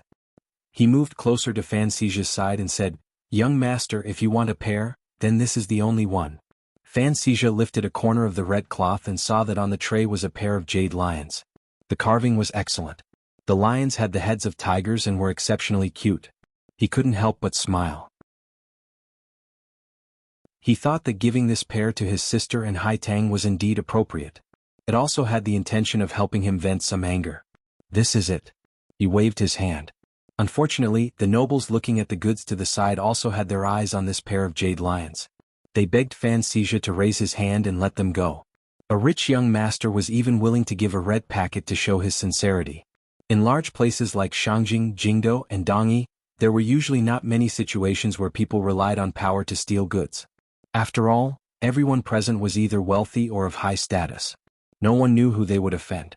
In Shangjing, Fan Xizha had always kept a low profile. The Qing kingdom's wanted posters still had his name. Other than the brocade guards, the Qing royal family and related officials, not many people knew his true identity. If this had been in the past, Fan Xizha might have agreed to such a gentle request from this rich young master. However, he truly liked this pair of jade lions, so he hesitated and did not speak. With this hesitation, the mood of the nobles became unhappy. They thought that they had already given him enough face. If the Marquis had not been invited to an important gathering and given the matter of buying gifts to the young master, they would not have needed this pair of precious jade lions as gifts. Why would they have to speak to this stranger? The people parted. A 12 or 13-year-old nobleman walked out. Pointing at Fan Xizha's nose, he cursed, "In Shangjing, no one dares to fight with me for things." Fan Xizha furrowed his brows. If this had been in the past, he would probably have thrown out a punch long ago. As he grew older, his temperament was much more stable. He asked, "You are?" Someone kindly reminded him, "This is the young master of the Marquis of Chang'an's family." The Marquis of Chang'an and the Marquis of Changningho were the brothers of the Northern Qi Empress Dowager. This status was indeed sufficiently noble. After Fan Xizha paused slightly, he laughed hatefully. "Your father wants to give a gift tonight, right?" No matter how much Fan Xizha had improved, he was, after all, a lawless person in the past. Gritting his teeth, he stared fiercely into the child's eyes and said, "Little brat." After these words were said, the people in front of them all surrounded them. The crowd was ferocious and seemed ready to attack. Fan Xizha laughed coldly and led the 4 scimitar guards out of the antique shop. In the carriage outside, a strange light flashed through the eyes of a scimitar guard. He asked Fan Xizha, "Boss, do you know that young master?" Fan Xizha spat and cursed, "That little brat. Back then Big Brother broke his arm, yet he hasn't improved at all. If he dares to provoke me again, I would have broken his other arm." Inside the antique shop, everyone looked at each other. They thought that the guy earlier was very daring to call the young master of the Marquis of Chang'an a little brat to his face. Without further ado, the young master picked the gift and forcefully suppressed his anger. Happily, he returned to his manor and followed his father to the Baoyue brothel branch in Shangjing that had opened less than 4 months ago. He was ready to participate in this important gathering. When he entered the building and sat beside his father, he looked at the fat man sitting at the head of the table chatting cheerfully with his cousin. He was immediately dumbfounded. His cousin was called Wei Hua. He was the most outstanding young man in the entire Wei family. Presently, he was deeply appreciated by the emperor and held the important position of commander of the provost of the brocade guard. In all of northern Qi he had terrifying power. However, such a powerful figure was, at this moment, chatting freely with the chubby young man like they had been friends for many years. There seemed to be a faint wariness between his brows. The young master of the Marquis of Chang'an watched this scene in a daze. He thought to himself, "The chubby brother who called me a little brat earlier. Who exactly was he?" While Fan Xizha and Wei Hua were talking, he glanced below the table from the corner of his eyes and found that Marquis of Chang'an had brought his good-for-nothing son. He thought to himself, "That old thing is already so old. How could he have such a young son? Don't tell me he's wearing a hat." As he criticized silently, He smiled at Marquis of Chang'an and greeted him. Today's banquet was initiated by him. He did not invite outsiders. Everyone was a member of the Northern Qi royal family. The purpose was also very simple. The news from the Qing court was clear that Li Yunrui had already fallen. It seemed that there was no one within the Qing kingdom that could threaten his brother. Thus, he had to grasp this opportunity and expand the scope of his business. Doing business with Northern Qi was actually doing business with the Northern Qi Emperor's family. Thus, he had invited everyone in the Wei family. At the same time, he had asked Haitang and his sister to help him suppress the situation. What was Fan Xizha afraid of? All of the low-priced goods in the south were in his hands. The products of the palace treasury were endlessly delivered to his hands by Xia Mingji. If the Wei family wanted to get rich, they had to rely on him.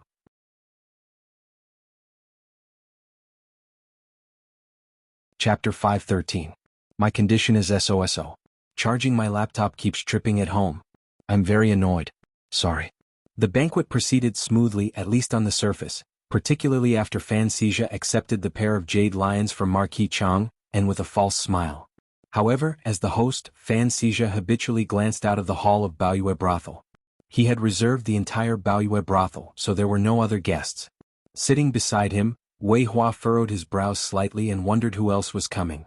Why hadn't he received any news beforehand? Looking at Fan Xizha's expression, one could imagine that the identity of the guests who were about to arrive was not low. Otherwise, he would not be unable to suppress his anticipation and nervousness. If the identity of the guests was not low, why had the banquet begun before the guests arrived? Wei Hua unconsciously shook his head.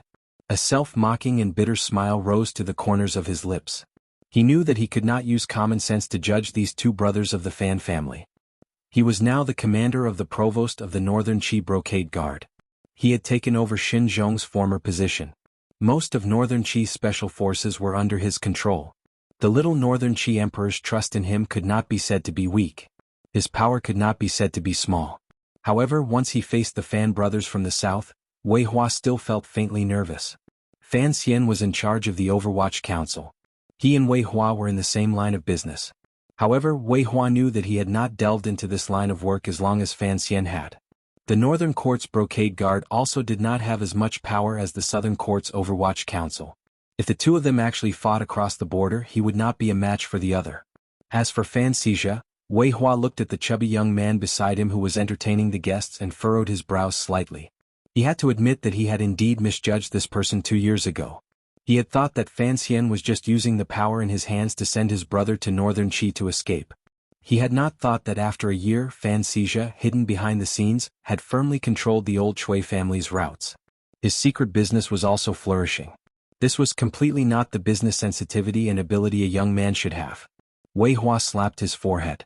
Smiling, he toasted Fan Xizha and cracked a few jokes. The purpose of Fan Xizha's invitation today was clear. The smuggled goods from the south had to be taken over by someone.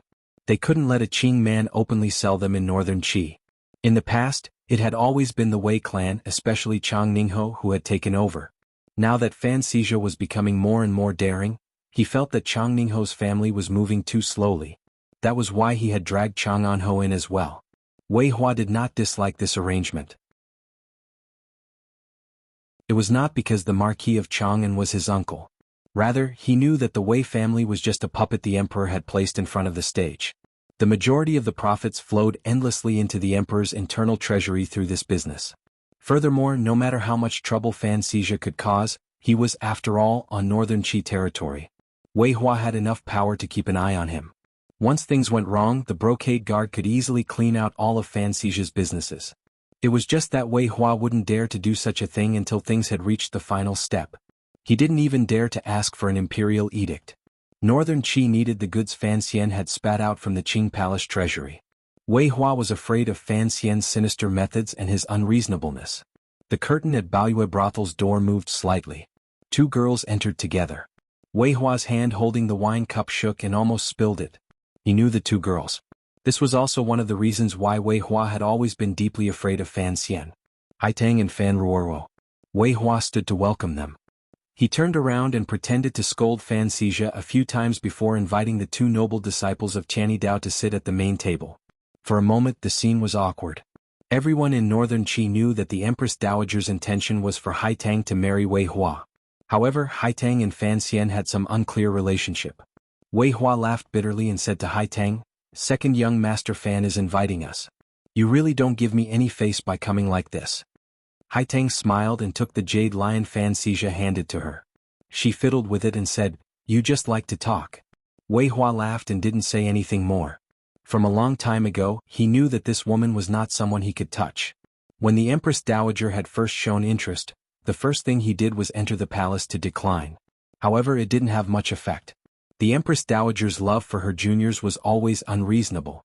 The Empress Dowager was unreasonable, Fan Xian was unreasonable, and Wei Hua did not have the courage. This matter offended Fan Xian too much.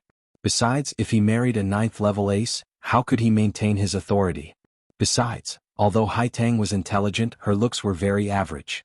Last year, Wei Hua's sister had followed Lang Qiao to Jiangnan. When they passed through Wuzhou, they had gotten into an argument. Wei Hua knew Fan Xian's petty personality and that he must be holding a grudge. He had no choice but to write a letter and say many good things before Fan Xian's anger subsided. As his thoughts drifted through the years, Wei Hua couldn't help but sigh. Fan Xian, you don't give me any face at all. You always push yourself down on everything. We are in the same line, so why are you in such a rush to destroy each other? As the commander of the Brocade Guard, why was he not as happy as the commissioner of the Overwatch Council? Ever since Haitang and Fan Ruoruo entered Baoyue Brothel, the banquet in the hall became much quieter. The shrewd and ruthless elders of the Wei family put on the airs of elders and chatted with the two girls. In their hearts, they were thinking that they had originally wanted to help the emperor get more benefits in this negotiation. Now that these two had arrived, particularly Haitang, where were her arms and elbows born? Thus their attacks on Fan Xia slowed down. Fan Xia's expression was calm as he spoke with a slight smile. In their casual conversation, he clearly explained the division of profits in the coming year and the details of the handover. He had Haitang and her sister come today to give himself a bargaining chip. At least, he wanted to mess up the hearts of the Northern Qi people. Nominally, it was his negotiation with the Wei family. In reality, although not everyone at the banquet knew about Fan Xian and the Northern Qi Emperor's shady dealings, Chang Ningho and his son, who led the Wei family, knew. After 3 rounds of wine, the discussion ended. Both sides parted happily. However, Wei Hua's expression was not very happy. It was clear that in this new round of agreement on dividing the spoils, Fan Xia had still taken the lion's share. The night gradually darkened. Haitang held the warm jade lion and glanced at Fan Xia with a not-quite-there smile. She then left, leaving Baoyue Brothel to the siblings. "I don't like Haitang," Fan Xia said with a furrowed brows in a room in the Jingdo branch of Baoyue Brothel. "You're becoming more and more old and heavy." Fan Ruoruo patted her brother's head out of habit and smiled slightly. "What's wrong with sister? Don't tell me you still hold a grudge against me for using you like a donkey?" Fan Xia shook his head and said, "That was brother's intention. You wanted me to suffer. I understand." Fan Ruoruo looked at her brother with some surprise. Tilting her head, she said, "You're truly becoming more and more old. You're not like a child at all." Fan Xia smiled self-mockingly and said, "In a place like this, there's no one I can trust. There's nothing I can do if I don't want to be careful. Right, sister, you said old?" His spirit suddenly rose and he asked, "Are you saying that I'm becoming more and more like brother?" Fan Xia asked excitedly. In his heart, his older brother was his life's idol. If he could get closer to his older brother's image, naturally he would be more pleased. Fan Ruoruo covered her smile and said, "You're becoming more and more like father. It looks like father's beating you back then did have some effect." She paused and then said, "Earlier you said you didn't like sister Haitang." "What?" Fan Xia looked quietly into his sister's eyes and didn't speak for a moment. Fan Ruoruo also looked at him calmly. "Sister, you should understand," Fan Xia said seriously. "We already have a sister-in-law." Fan Ruoruo's brows also furrowed. She sighed and said, "Yes." Fan Xia furrowed his brows and thought for a moment. In a quiet voice he said, "Actually, you don't even know that during this year sister-in-law has written me many letters." Fan Ruoruo was slightly startled and asked, "What did she say in the letters?" "What could she say? It's just how the family is, how father is, and how mother is." Fan Xia sighed. "My brother-in-law is alone in a foreign country. Of course, sister-in-law is worried. To tell the truth, during this year, whenever I have something I don't understand, I don't want to go and trouble brother. It's all sister-in-law who helped me think of ideas." Fan Ruorwo gradually digested the shock in her heart. This was also the first time she had heard of this matter. She thought about it for a moment and tasted many flavors. She sadly said, "Sister-in-law is a very pitiful person. As you know, the eldest princess is currently imprisoned by the emperor in a side courtyard, and brother is in Jiangnan. Brother only knows how to kick me to the north." Fan Xijia's tone carried dissatisfaction. Fan Xijia sounded dissatisfied. "Even though I know he's training me, has he ever thought about how young I am? Such a big mess, how could I manage it? I only know how to let go. How could I be as thorough as you think?" Fan Ruorwo furrowed her brows and scolded, "It's not easy for brother in the south. If it wasn't for him standing firm, how could you stand firm in the north? How is he letting go? The shopkeepers of Qingyu Hall are all secretly helping you. The Overwatch Council's network in northern Qi is also serving you. In order to raise you, he has put a lot of effort. As for training, it's not like you don't know what kind of person brother is. He grew up alone in Danzhou. I don't know what kind of person he has gone through to get to where he is today. This is what he believes in. This is how he treats himself. We are his brothers and sisters. Of course, he would also choose this method." After a string of scoldings, it was as if Fan Xijia had returned to Jingdo a few years ago. At that time, he who was not afraid of heaven or earth, was only afraid of the iron ruler in his sister's hand. In an instant he softened. A moment later he muttered, "In any case, I don't like Haitang." Fan Ruorwo sighed and said, "It's not like you don't know how much Haitang has helped brother in secret. It's just an exchange of benefits. Other than the dead Zhuang Mohan, how many people in northern Qi are truly saints who do not care about worldly matters?" Fan Xijia smiled coldly. "Don't look at how you've entered Kuhi's tutelage and how I'm the #1 boss. If brother is no longer useful to northern Qi, I'm afraid we will immediately be stepped on. At that time, I don't expect Haitang to stick up for us." Fan Ruorwo said seriously, "My view is the opposite of yours." Fan Xijia shook his head and faintly said a moment later, "No matter what, there has to be a first come, first served, right?" Fan Ruorwo thought deeply for a long time and slowly nodded. She also felt great pity for her respectable and amiable sister-in-law, who was used to being silent and hurt. She agreed with her brother's view. Suddenly, an absurd thought welled up in her heart. If it was said first come, first served, shouldn't she be the first to reach brother's side? It was just that fate played tricks on her. A trace of bitterness rose to the corner of her lips. Shortly after, she suppressed this undeserved emotion and worried with her brother about Lin Wanner's fate. Brother is definitely not someone who is fickle and indifferent. It's just that now, sister-in-law is stuck between the eldest princess and brother. She really doesn't know what to do. Don't think so much. Fan Xijia shrugged. Right now, the most important problem is brother's situation in the south. I saw that you had a large banquet tonight and thought you'd already forgotten yourself. The eldest princess has fallen. Naturally, I have to use this opportunity to earn more money, Fan Xijia said. But right now, only brother's faction is powerful in the court. I just feel that there will be some problems. Perhaps you're thinking too far ahead. It's not exactly powerful, but it's standing at the edge of the wind. Fan Ruorwo smiled slightly. Regardless of whether it's family affairs or national affairs, it doesn't seem to be something that people like us who are guests in a foreign land can worry about. Fan Xijia was startled. Given his sister's usual attitude, he thought she should be very worried about Fan Xian's safety. Why did she appear so indifferent? But he didn't dare to criticize his sister. He unconsciously asked, "Whose poem?" "Brother. Didn't he compose a poem? He doesn't do it in front of outsiders." We really don't care. What can we worry about?"